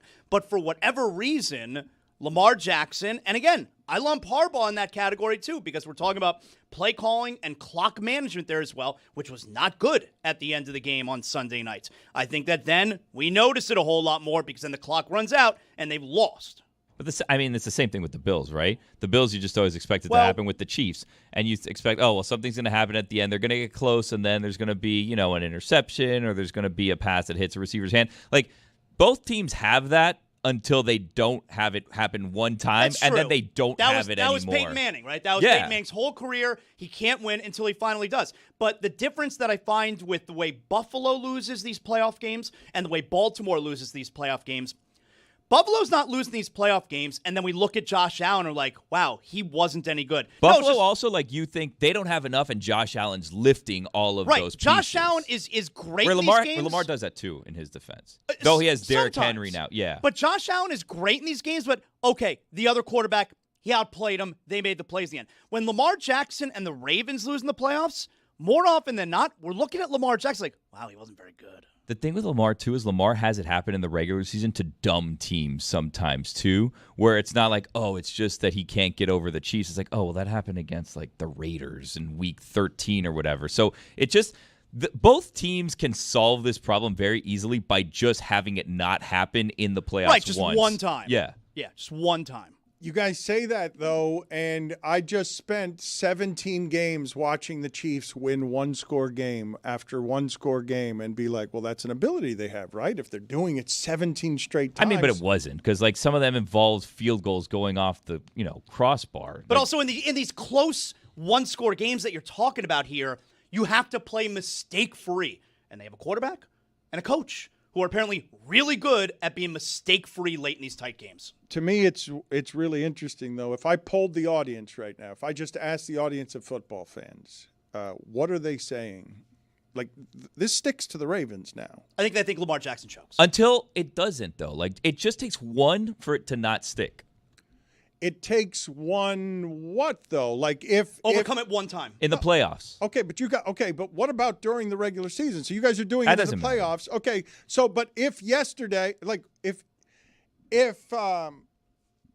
the kick goes wide and the Ravens still win that game, but they choked it at the end, we're probably not having the conversation we're having right now. No, we'd all be applauding the game the Ravens had. Yeah, then it was, that always happens to the Bills.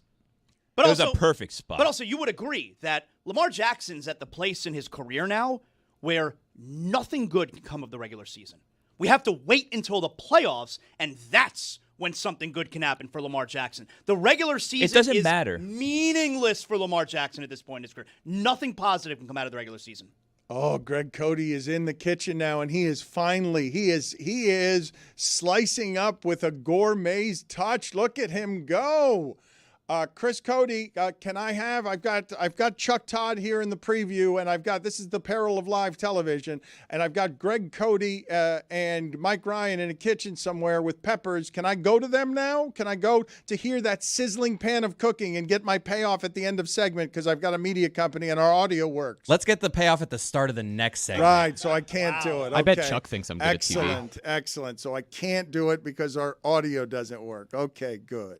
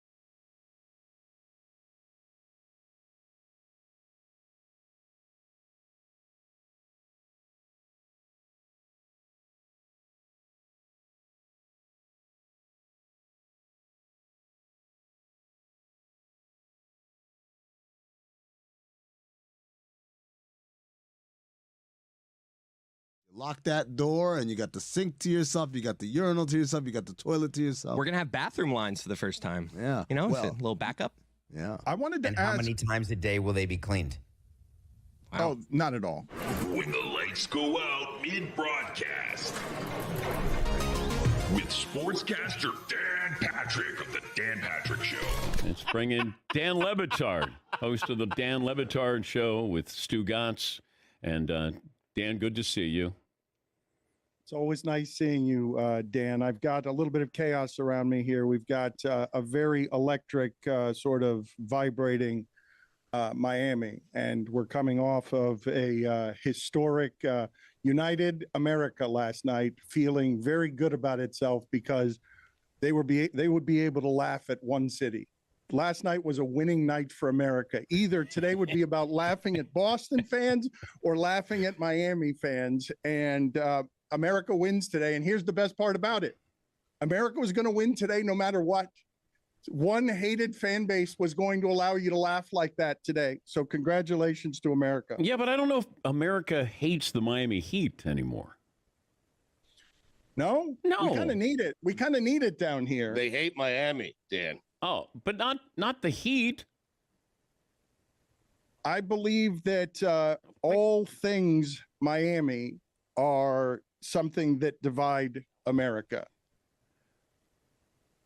Do you guys hate the Miami Heat? Like Jimmy Butler's a great story, and Caleb Martin and Gabe Vincent and Eric Spoelstra. And we need the hate. We've been starved for the hate since 2010. Why are you not understanding what's happening around here? Wait, the lights just went out on your show. Oh, my God. Yeah.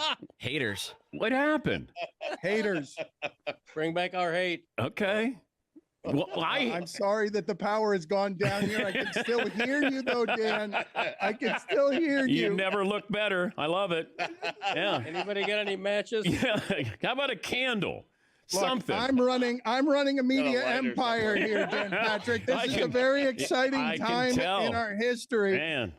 Everything shakes and creaks down here with the enthusiasm. We've lost all power down here, so I'm sorry this isn't a better televised affair. Do you? I like it. Here? I like it. I like it. By candlelight. Can you see me? Okay. Can you see me? No. Is this the Le Batard Blair Witch Project? I'm sorry that I literally, after leaving ESPN, can't keep the lights on. Stugotz, pay the bills for the man, will you? You want me to pay the bills? Get out of here. I don't pay my own bills.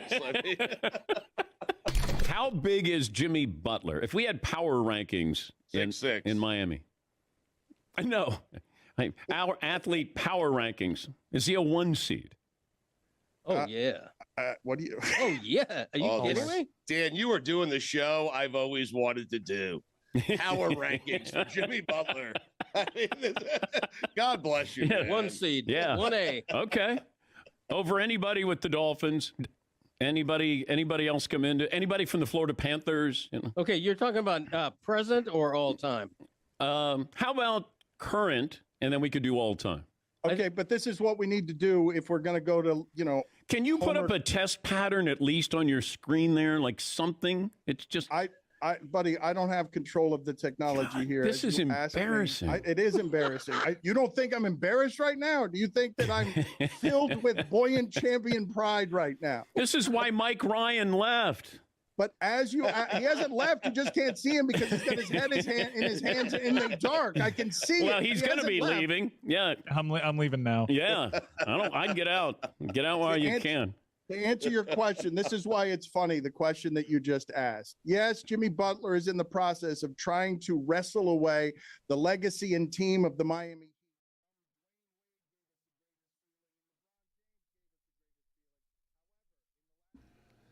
Chris Cody, I'm a little afraid of everything that's happening here. Zaslow was explaining to you the perils of live television. Chuck Todd certainly knows about that. Longtime journalist, former NBC News chief political analyst, and moderator of Meet the Press. His podcast, The Chuck Toddcast, is going to be celebrated here. Now, you guys like that name? It's a You good like name. the That's Chuck good Todd? stuff. Really good. Appreciate it. Thanks. Thank you. So Chuck's with us now, but also we've got this cooking segment going on that seems like a bit of an apocalypse. We've got bad audio. It seems like the camera worked for the bear, except by accident instead of on Seems like purpose. you might miss me up there. And no Jeremy up there either. So let's go to hold on a second, Chuck. I know there's serious journalistic things to talk about, but Greg Cody, give me an update on where you guys are on this soup-off, please. I have just cooked and integrated my vegetables into the soup, and really I'm going to be done fairly soon. And how are you feeling right now? Are you as confident as you were before? Yes, I am. I'm very confident. My soup has a little color now with beautiful chopped carrots.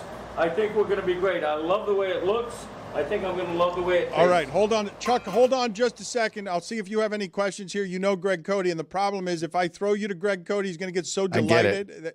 He's going to get so delighted, he'll get distracted, and he'll just be delighted that a famous person knows who he is. So I'm scared to throw you and the show toward him. Greg, can you just ask Mike Ryan how he's feeling about things, please? Mike, how are you feeling? You know, I don't like that I'm helping you. You didn't come with olive oil. You didn't even come with a set of knives. You don't have a chopping board. You're dulling out my knives. I don't know why I'm helping this old man at all on his birthday. It's a competition. Okay, Mike just dropped a cigarette ash into his dish. Into his dish or your dish? Okay. All right, we're wasting Chuck Todd's time here. All right, Chuck, do you have anything to say, Greg Cody? You've known him for a long time. What would you like to say to him before we get started here? You talking to Greg or me? You, Chuck. Oh, well, I'm just ecstatic that there's ash in the soup, because no good soup, there's nothing that makes me want to eat than knowing there's cigarette smoking going on right at the same time that we're preparing the food. I just thought that was an excellent secret ingredient. What is your relationship with Greg Cody? I think I was a guest on his podcast twice. That's it. Not entirely sure, though. He thinks. You tell. He returned my call. You didn't over the years. He cared that I was from Miami. You didn't. Other than that, that's why me and Greg are tight. Right? You and I have never spoken before. You were at the Miami game, Notre Dame game, were you not? Are you a lunatic? I was. No. I'm a season ticket holder. I have been off and on for 30 years. My family going back to the 50s. Season ticket holder. Did you go to the Bethune-Cookman game? No, I didn't go to the Bethune-Cookman game, and perhaps I didn't wasn't. go to the University of Miami, but that's neither here nor there. All right, but I do pay my daughter's tuition. Is that Neither did okay? any Miami That's fan. fair. Yeah, your daughter. All can right, root for the she's a team. senior there. Okay, so cut me a little slack. My mom went there. My aunt went there. So Is you're that like a enough? Judas to the family going to George Washington University. You betrayed No football your parents team. and your well, you chose that. You chose Right, to not no. root for a football team. No. They had no football team, which made it easier. So you failed as a Hurricane. Yes. Okay. Huge failure. Just Yes, compared to your family, I mean. Just compared. Absolutely. Huge failure. You are less Hurricane than your family, and they have that over you. They do, but I have an honorary degree now from that place. I did the commencement a couple of times, so they won't give me an honorary doctorate, but at least they gave me what it really means is that they just ask for money more often. It means you're a tropical depression. Yeah. It means Ouch. they're hurricanes and you're at the tailgate. Fair enough. But somebody's got to pay for this. What? Somebody's got to pay Carson Beck's You can't salary. buy your way into Iron Arrow. Maybe an honorary degree now and Golden then. Cane, he could buy his way in. You can, but not into Iron Arrow. That's what Chuck Todd is angling for. Iron Arrow's tough. I'm hoping my daughter gets in on that. We'll see. We'll find out in a few months. But what is your greatest of sports allegiances? Is it that or the Packers? It's the Hurricanes. It's the University of Miami. So every childhood memory. Come on. I grew up. My first memory of going to a football game was watching Otis Anderson play football. That back then, Miami 3rd and 8, and the best way to get a first down was to pitch it to him. When your formative years as a sports fan culminate with what we got to witness from 83 to 90, I live and die by them. Live and die by them. My mood goes up and down, even in the Al Golden years, even in the, you name it, all of those horrible years of the last 2 decades. Every year I have too much hope, and every year my heart got broken. Chuck, your favorite moment in the stands at the Orange Bowl is what? It was the wiping out Deion Sanders in Florida State. 31-0. 31-0 when they came in and they did the music video, and it was I believe it was the first game of the season.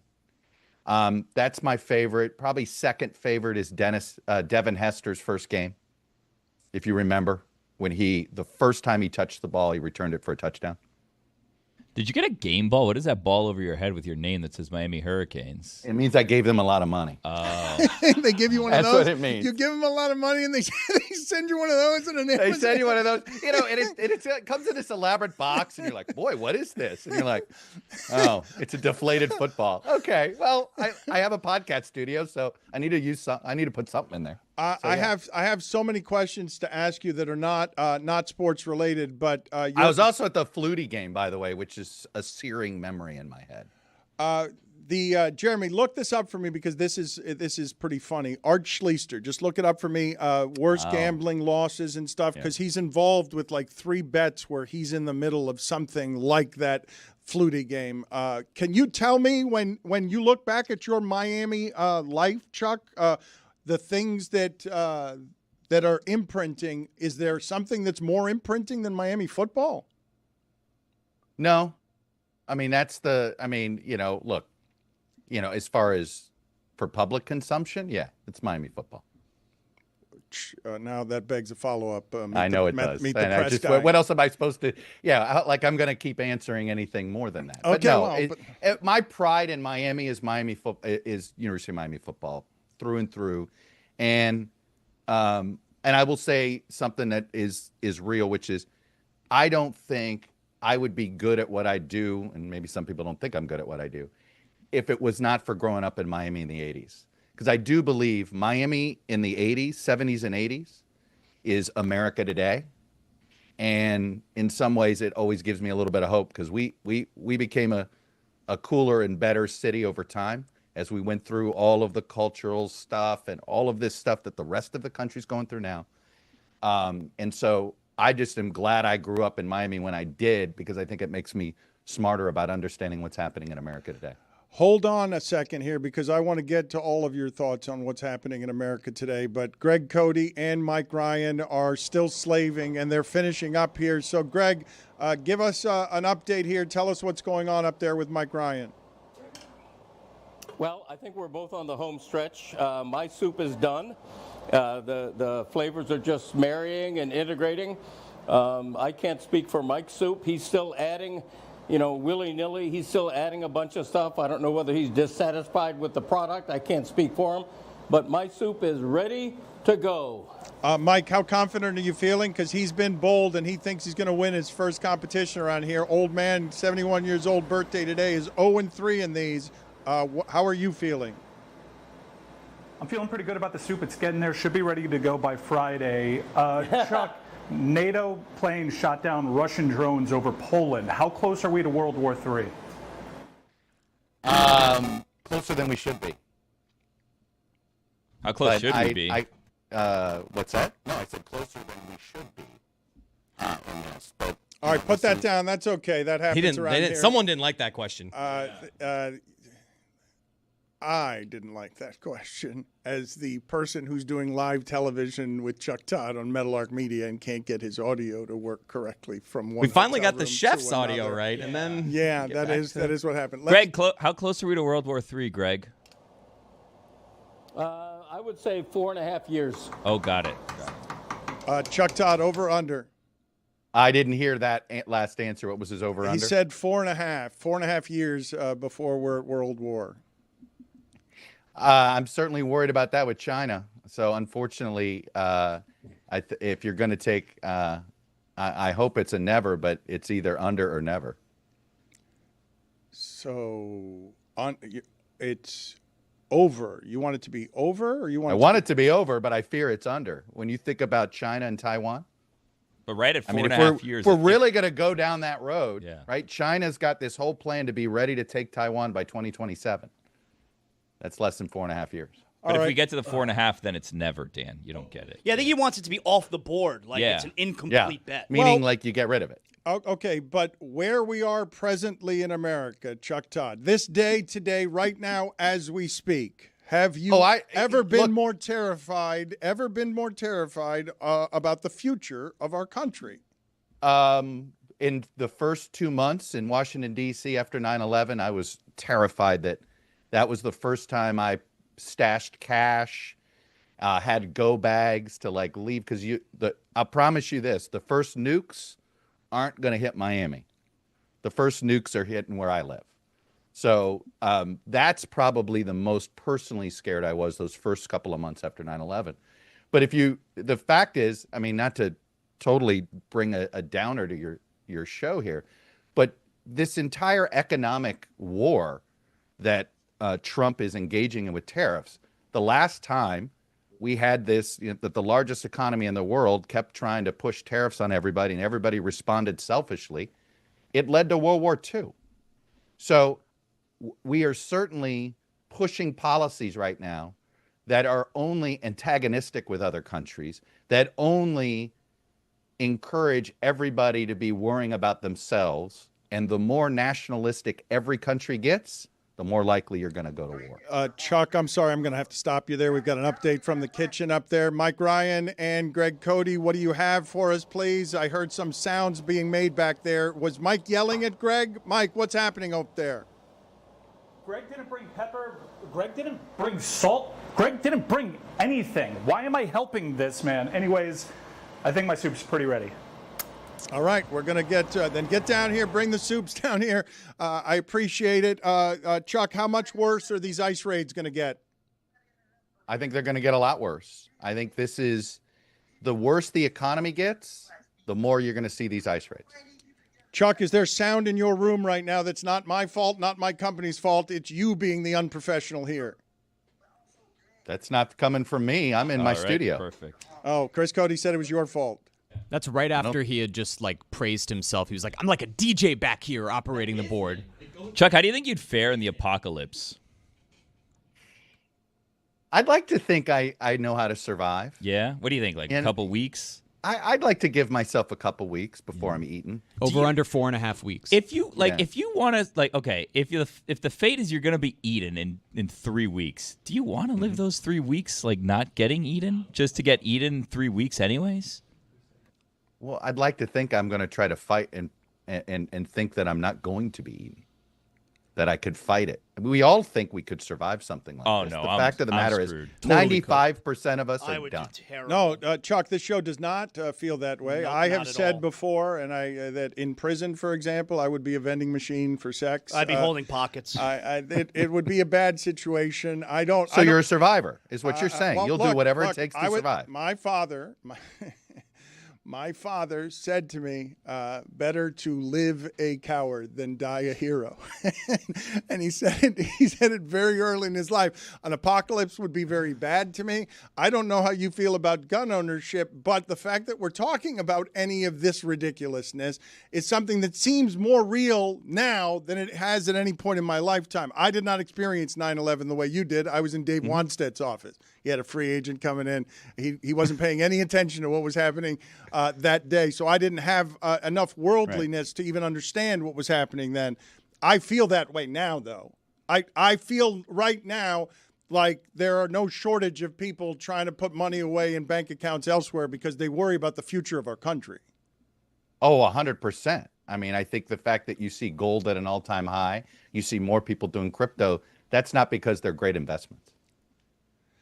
So what worries you most? Like the things that you're talking about here, like these are extremes we've never discussed before. Well, you guys started at World War III and then said like, okay, it's hard to come to. Look, we're having all this doom and gloom. I actually think we'll get through this moment. But I do worry that if we continue down this road where we decide we don't give a damn about anybody else in the world, everything is about us first, we're only going to create more enemies. Look what we just did to the South Koreans. Good luck. Don't be an American and go to Seoul this week. Okay. They're so angry at us because of the raid in Georgia. Anti-Americanism is going up and up. So a sustained amount of leadership like we're experiencing now with policies that antagonize our friends, let alone our enemies, is not a sustainable way to go. But while I'm short-term pessimistic about, I think the economy is going to crater in 6 months and things like that, I do think we, the American voter, we eventually figure it out and we eventually do the right thing. It just takes us a while. We have to experience the pain. And I think, unfortunately, we're now starting to experience the pain. What is the fairest way to report? Chris, what is that sound? I think if everyone's hearing it, we might as well address it because Chuck Todd is alleging it's not him, and I see you saying that's him. And I'm not saying it's Chuck. I have every pod down, though, that I have. Okay, but accuse him publicly then so that I can get out of the I'm morass. sitting here. I'm not. I wish I could do a panorama. I mean, there is nobody in this room. Okay, I believe you. Nothing. I believe you, Chuck. I'm on Chuck's side too. All right, so I am alone in hearing the voices in my head. No, we hear the voices, but history I hear would the prove voices it's too. not Chuck. I feel like I'm hearing the kitchen still. Okay, we will figure that out. Let's go back to the kitchen. We've got Greg and Mike for some reason still up there, still staring. We think we've got ambient sound from up there. If any of you have anything for Chuck Todd, get your asses down here so we can keep doing our show a little more professionally than we've done it so far, please. Yeah, well, Greg and I were pretty feisty, and then we heard that interview, and we realized that pretty much in about 3 weeks, everybody's going to be making soup to survive. So we're going to be done with this because I think we're just generally checked out on society. Okay, very good. We really are. All right, get so down the soup here. off's a tie? They just quit? No, we're going to taste it down here. They're going to bring it down here now. It's not Another a tie. habit we have to break is Dan just ruining every show with World War III talking. Jeez. What have you been hearing in recent weeks about the health rumors around Trump? What is the fairest way to report any of this? How do you take the politics out of Biden's a danger because he's clearly having mental atrophy and, there's a bit of a madman in the White House in ways that a lot of people understand.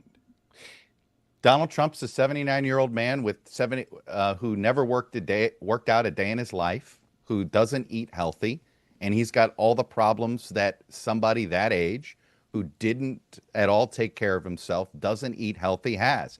You ever go into a Walmart or a Publix and there's people riding the scooter because they can't walk the aisles? They can walk, but they don't like to walk because it hurts. And their ankles are twice the size of their calves. That's, look, this is what age does. So I look at it that way, and I assume they're lying to us. They're not telling us the truth about his health. The last time they gave us his height and weight, I think it was the equivalent of the middle linebacker of the Eagles. No, 6'3", 240. That was amazing. Yeah. Chuck, hold on just a second. Billy, why are you and Jeremy laughing at the great frustration on Chris Cody and how he's turned redder than he actually is on the back of his neck because another stray sound got out on the board, and he's saying this isn't coming from us, and I'm convinced that it is. I'm convinced that this is our fault. Billy, I'm convinced it's not this room's fault. That's what I'm convinced. Oh, whoa. Whose fault do you think? I just don't want to blame this on Chuck. Chuck, does this happen to you often in these hits? I'm clearly going to get blamed for this as soon as this segment is over. Yeah. Right? Because if I were Chris, I would do that. Hey, that dude's lying. He didn't want to admit it. I mean, look, we all just talk. We're all going to be, it's all about survival of the fittest here, right? And he's got to survive longer with you than I do. So, but it isn't me, but I know that I'm going to get blamed for this. Chuck, there were some people questioning your last answer, saying they didn't believe that you frequent Walmart. When you mentioned Walmart, people wondering when the last time you went to a Walmart was. I got a place in Pensacola. I go to Pensacola. I have a place there. I live part-time there at times on the beach, and there's Publix and Walmart when you got to go get stuff. So, yeah, I go to a Walmart more often than... And if you're a political reporter and you're not sort of going, in all honesty, I do believe you've got to sort of frequent where America goes, not where East Coast elites go, if you want to just have an idea of how American voters are experiencing things. Not to be too... You're a Target man, though. We can agree. I know. You go to that. Walmart out of necessity. You're not flying Spirit. No, I would never. I wouldn't fly Spirit to fly you to rescue you. I wouldn't do that to anybody. You check out any Pensacola Blue Wahoos games, Chuck? I have. Any I have. odds That's on the Kemp Marlins. Alderman? That's the Marlins AA. Wow, look at that franchise. No. You guys were questioning my beautiful my ballpark there. Oh No, Chuck, it's right on the water. I'm not comfortable with what's happened here. They are absolutely assuming that you've arrived at a level of fame that you simply can't be an everyman. They presume that based on what? On Chuck Todd's credentials? Like, you did put that on him. Who's they? Me? You guys in No, we were talking Wahoos, man. Bubba Watson. Yeah, I just want to know what he thinks. Yeah. In that's the offense that you're taking, right? That they would assume that you would be too good to walk into a Walmart. I'm not taking offense. I get it. I know people stereotype, and stereotypes are around for a reason. And I have plenty of my peers that would never step foot in a Walmart. But you drew the line pretty quick on Spirit Airlines. Oh, 100%. I'm a total flying snob. As much time, anybody that's been a political reporter or a beat reporter in sports or whatever, and you fly more than once a week, I think you've earned the right to be a travel snob and a flight snob and all of those things. So, no, I will make no apologies about being a flight snob. How can you explain to the people without seeming political, reactionary, hyperventilating, the place that you are with fearing today the collapse of both the economy and the democracy? Like, when else in your life have you felt however it is that you feel right now in these days, weeks, and months? Look, we haven't. I don't think we've ever felt this way when it comes to the democracy in our lifetimes. I only comfort myself by realizing that we did go through this in the 1920s. We lost our mind after the pandemic in 1918. We banned alcohol right after the pandemic. Like, we were just, we as a society, we lost our minds for about a decade. The worst graft in the history of government took place in the 1920s.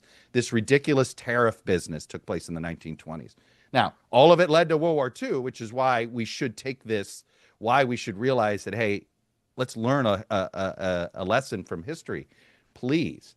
But I guess I look at it and I do still have enough faith that we'll get through this, we'll get past this. And part of it is because he's 79 years old. He isn't going to live forever. Jesus is what you said back there, Chris? You said Jesus. We started at World War III, and him telling you that Trump's not going to live forever makes you, that's the one that makes you No, I mean, I've Jesus? said Jesus a few times during this segment. If we're I think he keeping was track. 33. I tell you, I didn't expect this to go this dark as quickly. Yeah, that's what happens here. It is. I was just going to say, this is why I love your show, Dan, because you go dark fast. You go right to the darkest spot. Did you just call me Dave? Yeah. Classic No, Dave I said move. Dan. Yeah, it's fine. I said Dan. Let's run it back. Chuck went to Killian. You went to Killian, right, Chuck? I did. So, Dan, you know who else went to Killian? It was Tony. And Tony told us that he used to be afraid walking down the hallways that someone would walk up to him and snatch his chain right off of his neck. So, Chuck, are you more scared of World War III or getting your chain snatched off your neck at Killian High School? It's funny that Killian's become this negative symbol. It was sort of the other Palmetto when I went there in the 80s. And now that, I have a lot of opinions about what's happened in the Miami-Dade school system. Oh. But the fact that Killian Top has five? become apparently the last high school you want to go to in South Miami-Dade County is pretty sad. But I have heard that it is not necessarily the place you want to walk the halls these days. As the former moderator of Meet the Press, probably one of the greatest press shows of all time, of most distinction. Sports reporters. What has happened, that should have been in Mike's top 10 yesterday. That was disrespectful that Mike Ryan's top 10 sports shows didn't have the sports reporters. How about Inside Stuff not being on his top 10? Come on. Yeah, there were some flaws in that list. But the state of the American media today, as someone who's been a guardian for it, Christ, and man. cares about some of the things More that dark. I Oh my care God. about here. Typical Dave. This guy. Luckily, Dave. the tropics are quieter. All You're right, hearing Chuck, about see you hurricanes. later. I did call him All right, Dave. get out of here. His podcast, the Chuck Todd Cast. You can get it wherever it is you get your podcast. Thank you, Chuck. I appreciate it. So this was a good idea to do this show, right? Yes. Well, I don't know. I don't know what kind of trouble. You're a serious journalist. You're a serious person. No, Look, but I'm also independent. I would have that last question. The problem is the corporate ownership now. Media doesn't have a chance if you're owned by a corporation, a big, massive corporation. Yeah, that's you why just don't have a say. Metal Art Media is free, and you see how well that goes during your segment. That's we're free. We don't got any responsibilities to anybody, but our audio doesn't work. Hey, Chuck, start of next year, you want to be our Blue Wahoos correspondent once a week? Stop in, let us know how the AA farm team's doing for the Marlins. Not every week, but I'll Once a be month, a reporter maybe? once a month. Yeah, I'd pull that off once a month. Awesome. Go Booze. Can't wait.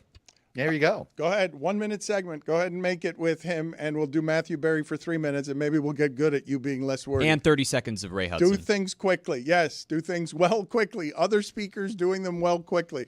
Thank you. Wasn't wordy at all what you just said. Chuck, Dan. thank you. Appreciate it. the time. I don't think that he respects me anymore.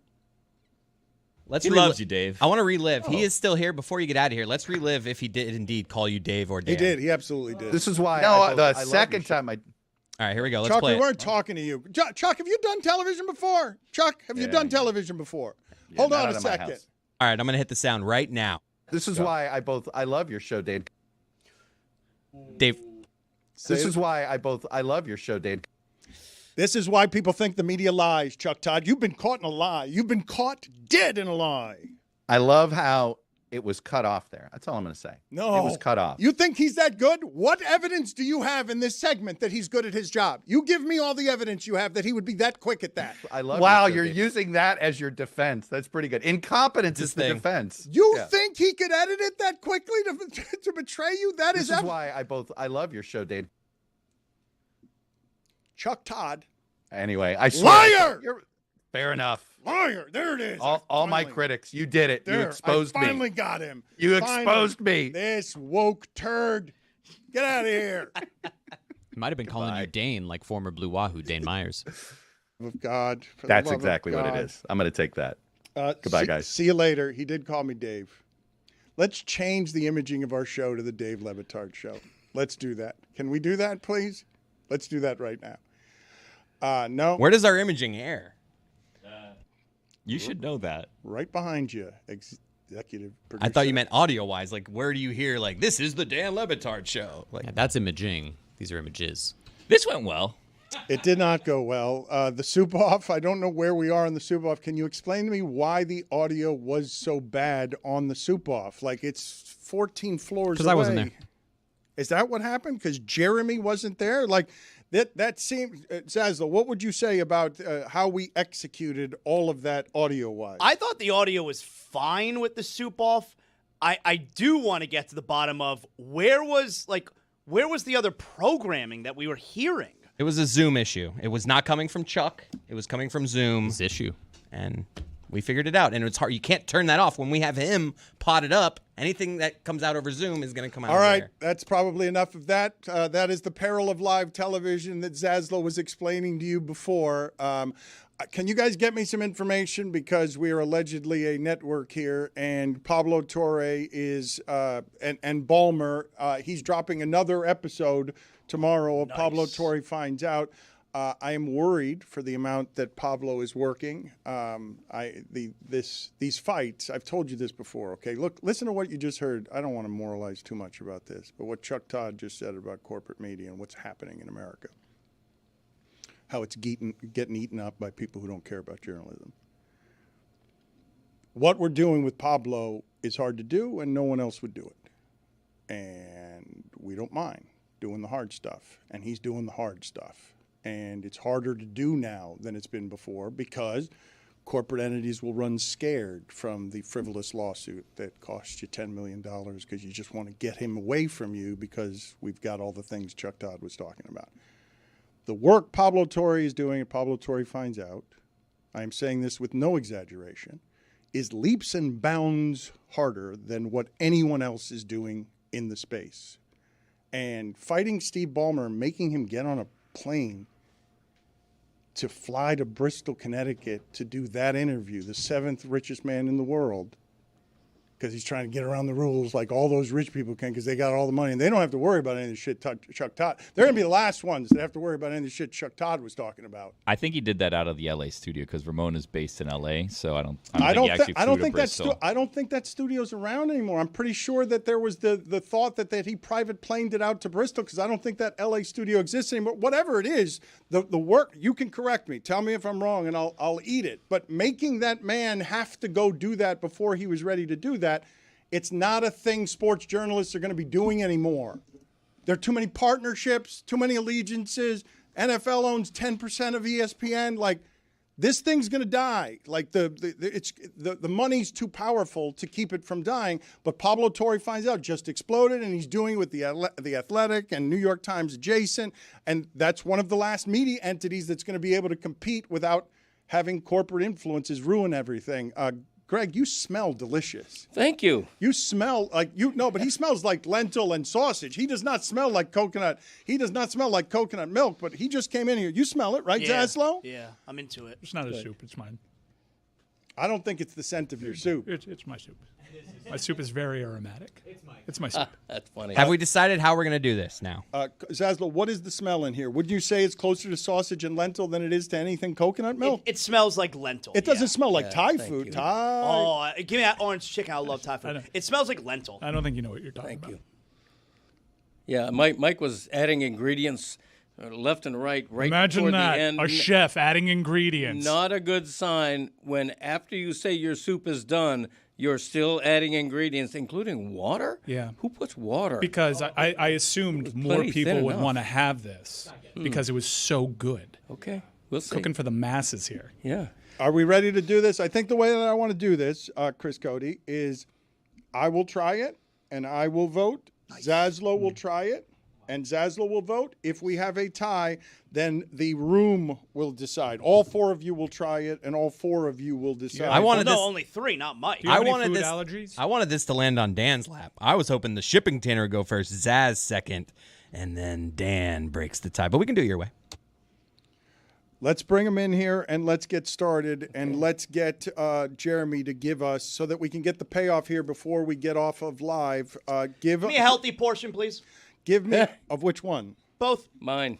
Remember Remember whose birthday it is. Zazzle, you were eating. Voters. You were eating a lot around here. Whose birthday is that? I don't know. It's the food. It's there. It's a spread.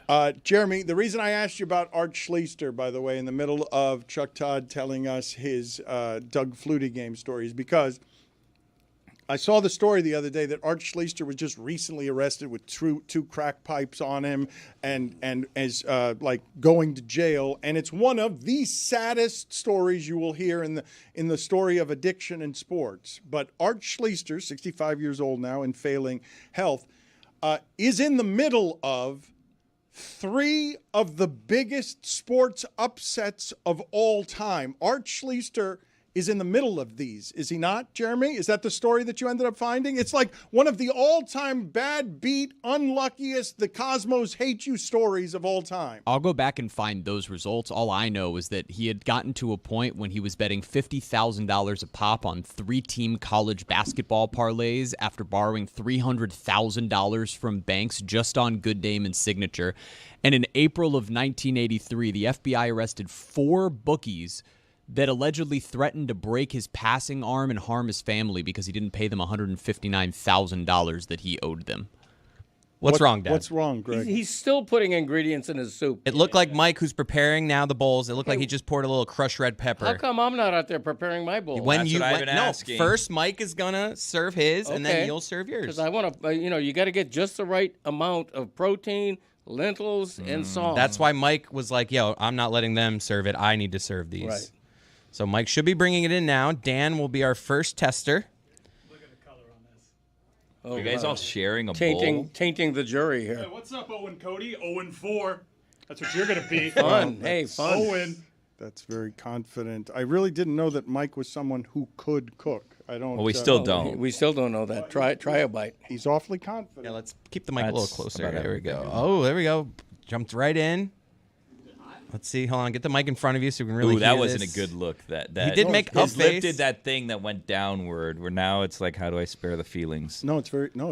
It's Good? delicious. Yeah. I'm convinced. What do you think of that reaction? I would say I would like. It's a very. There's a lot going on. He needs a few more bites. Okay. Biting soup is always a bad start. Is this the one with ash in it? That would be the one that has ash in it. So now, does he pass that bowl over to Zaz? Are we going to get another bowl? Yeah, they're sharing a spoon too, I think. Now you spit it in Zaz's mouth. No, I love the chicken in it. Or are you on sharing spoons and stuff? Like, Zaz, is this something I'm you're out into? on the sharing spoon. Yeah, you're out on it? For Are you a mother bird situation? Would you go with different soup? spoons, same bowl? I like the texture. Or you prefer a full... I'd prefer my own bowl, but I could do a different. I could do the same bowl. We're not sharing the spoon. I'll get you a spoon, pal. All right. It's got a good kick. Get 2 spoons. I want my dad to try it, too. I want him to be able to taste his competition. What? No, I think that both of these guys are going to like this soup because it's good. But I know your dad's a great cook, and I know his sausage and lentil is also good. And I'm hearing a lot of good, not great. Well, I will tell you that I will know your father's critique with this. I know what he's going to say is his critique, but I'm going to eat it all before you guys get spoons. Like, I would think that somebody would go get a spoon for our participants. We could probably here. have enough bowls for everybody. I don't know why we're doing it this way. But, well, it's a good second guess, but this is what happens with live television. Like, 3 spoons wouldn't have been hard in a company of 30 Yeah, it people wouldn't to have get 3 spoons, like I think, you know? What's 40 Ethan people. doing? There's 50 people out No, there. I don't. Yeah, I'm paying all of them, but none of them are getting spoons. Oh, nice! I got my own bowl here. this is good right here. You guys get paid? Did you take out the carrots? I don't need carrots. I'm glad I don't need to share it. I'm glad I can have it. What do you mean you don't need Dad, carrots? whip I don't your need carrots. Dad, whip around and share with Dan. All right. This is good. All right, here he's going to pass it over to you, maybe. No, I'll wait for him to eat over my shoulder. There we go. Perfect. But it's good. All right, Zaz. First now here. on over here, Now Greg. Zaz first. Here we go. I got to avoid the carrots. Do I take my headphones off? I think you need the carrot so you get the full A experience. carrot Zaz. will not touch my lips. How do Why we feel? not? How do we feel about how Zaz is holding the spoon here? It's solid, actually. You know what? No, that's really effing good. See, that's I'm not gonna lie. You like Thai food? That's really good.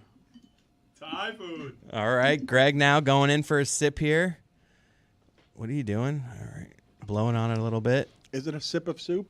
Yeah, I don't know. He's going to want it to be creamier. That's really A good. slurp of soup. He's I going don't to know. want it to be thicker.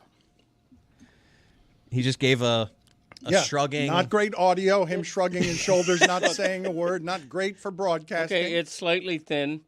My biggest negative critique would be that I'm getting very little coconut flavor, which should be a major star of this. Don't you want it to be subtle? I feel like. It's got spice on it. Like, it's got a good taste that stays with you after that. I'm looking forward. We got 3 minutes left to get to Greg. I don't know what you got going on, Greg, but this is really good. Did you have some of the faro?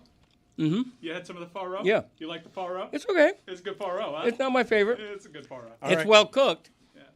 But faro is not my. All right, Greg, favorite. go All get right. your soup. Okay. Didn't want to do the cream because he's got a cream allergy. Oh, we have to. That's right. I forgot about us. I'm respectful. Yeah. Now the shipping container will taste Mike's soup. You guys are going to like that. I don't really want to share soup with you guys, if we're going to be You have honest. another one? Did you guys get the red pepper flakes? I do have some red pepper flakes in here. Yeah. All right, Billy does not want to share a bowl with me, so they're bringing another bowl for Billy. But I'll go first Dan here. getting seconds. Ooh, chicken looks good. All right, here we go. I don't need a lot of soup. Yo, this is really good. That's damn good soup. Yeah. That's damn good. Man, you should do this every day. I mean, are we not going to get PDQ now or something though? Because like it's still, you know. It's got the kick that you want. like it? It's got some spice after that. You like it? I amount- like it, Mike. Good amount of chicken. You? All right. I don't have soup yet. It's coming in. We'll get there. Give me Billy's. Jeremy's not having any. I'd like to, but I don't have any soup. How do you feel want to about give me? sharing? I'll share your soup. All right, yeah, here we go. This was well planned, I think, in terms of being able to get everybody what it is that they needed when they needed it so we could do live television. We're having a good time. All right, here we go, Jeremy. Now Jeremy's going. It's hot. That's my biggest beef with it. It's just really hot, so it's hard Why to would get. why would it be a beef? Just because like we're trying to taste it, but Blow I don't on want it it a little bit. scolding Yeah. hot. That's good soup. It smells good. I'll tell you, it smells good. That's really good soup. Everybody would Better like than this good, soup. It's great. All right, now In fact, this is- that's great soup. yeah, that's what I would say too. Now Greg is going to Greg's bring in big in. trouble. Yeah, Greg's in big trouble. He is. But I think Mike made a better choice with his soup. Is the thing. Like, this is when this is done well. This is a more delicious soup than almost all the other soups. And Mike's right. It does taste like Thai food. Mike, that's cultural appropriation by Mike. That's spectacular soup. It feels like authentically Thai food. Whatever. I love cultural appropriation. All right, Greg's walking now for those love listening. cultural? Super soup. It's tasty cultural appropriation. Put it on the poll at Le Batard Show. Does cultural appropriation taste good? Well, where's the line between appropriation and honoring? Oh, you know what I'm going to do here? This might foul up the experience that I have. This Same taste spoon. in my mouth, the same spoon going to. You need to cleanse your palate. Yeah, someone get us water. Yeah, I need a water spoon. Greg, thank you for cooking for us on your birthday. You're welcome. I will tell you, Greg's soup looks good. It does look good, but Greg, I will tell you that I'm worried about you. Greg's in trouble. I don't think you're going to win, and I love your lentil soup and your sausage soup. I just think he chose a better. I think he chose a better soup. Greg, do you think it's a disadvantage that I tried his first?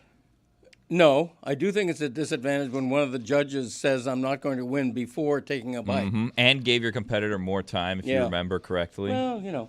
Got carrots in yours, too. Mm-hmm. Not doing that. Carrots. You don't like carrots? I don't eat carrots. It'll help you see better. You never heard Bugs Bunny? Yeah. All right. Did you try, Greg? Mike, I wish I could have several bowls of that soup. I am afraid that Mike's going to win by blowout. You can't say that before you've tried the other one. I just did try it. I just did try Bad sign, it. Greg. If Right? you said that, bad sign. It's not a bad soup. No, it's not a. It's a bad soup, Dan. It's a boop.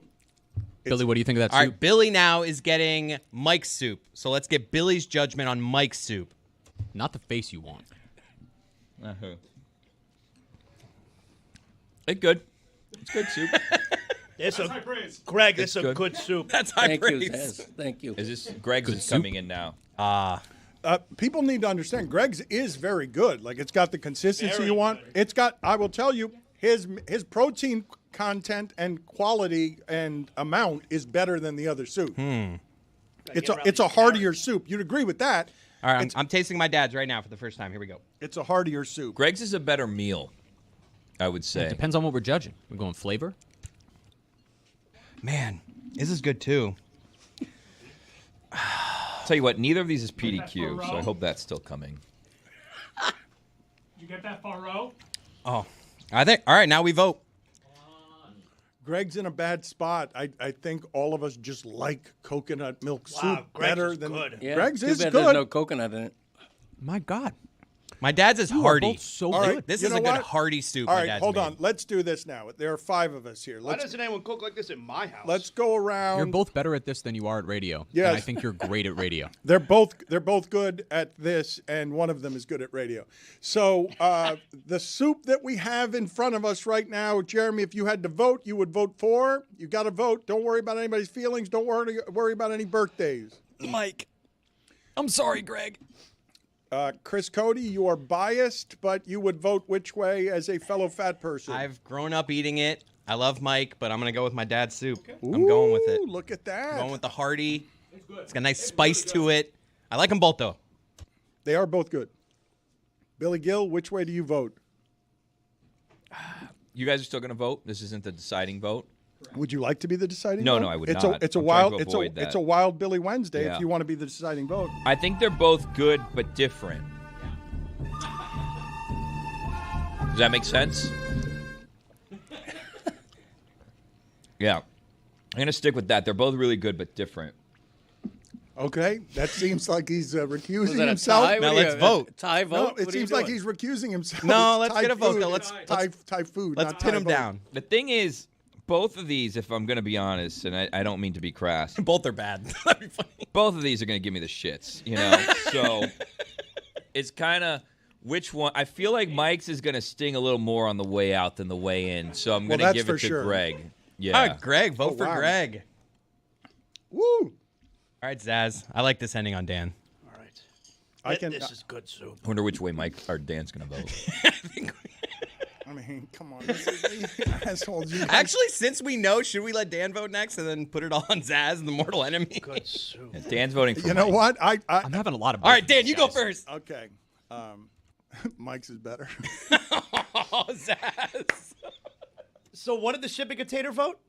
Don't worry about it's that. 2-2. Worry about Yeah, you. we're split at Right 2. now, it's Jeremy and Dan voting for Mike, Billy and I voting for Greg, It all comes down Greg did say he was happy to see you today because you messed up. to Zaslow. Okay, I took one more sip of Greg's. Do you take a sip of soup? I mean, don't know. of Mike's. Now I'm going to take another of Greg's. Gotta get that carrot off the spoon. Man, that's really good.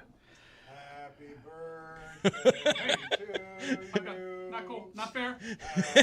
Not fair. You shut up, Dad. Hey, shut him up.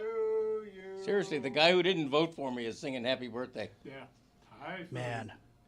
Mike, your soup's really good. All right.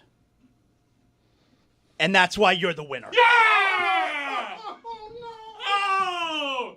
Time! It's really good. It's so flavorful. He didn't try the carrots, though, so he didn't get a real feel for this. I'll never have a carrot. His Owen, vote shouldn't Cody. count. Owen. Dad, your thoughts? Man, that was good. I have no comment. Good soup.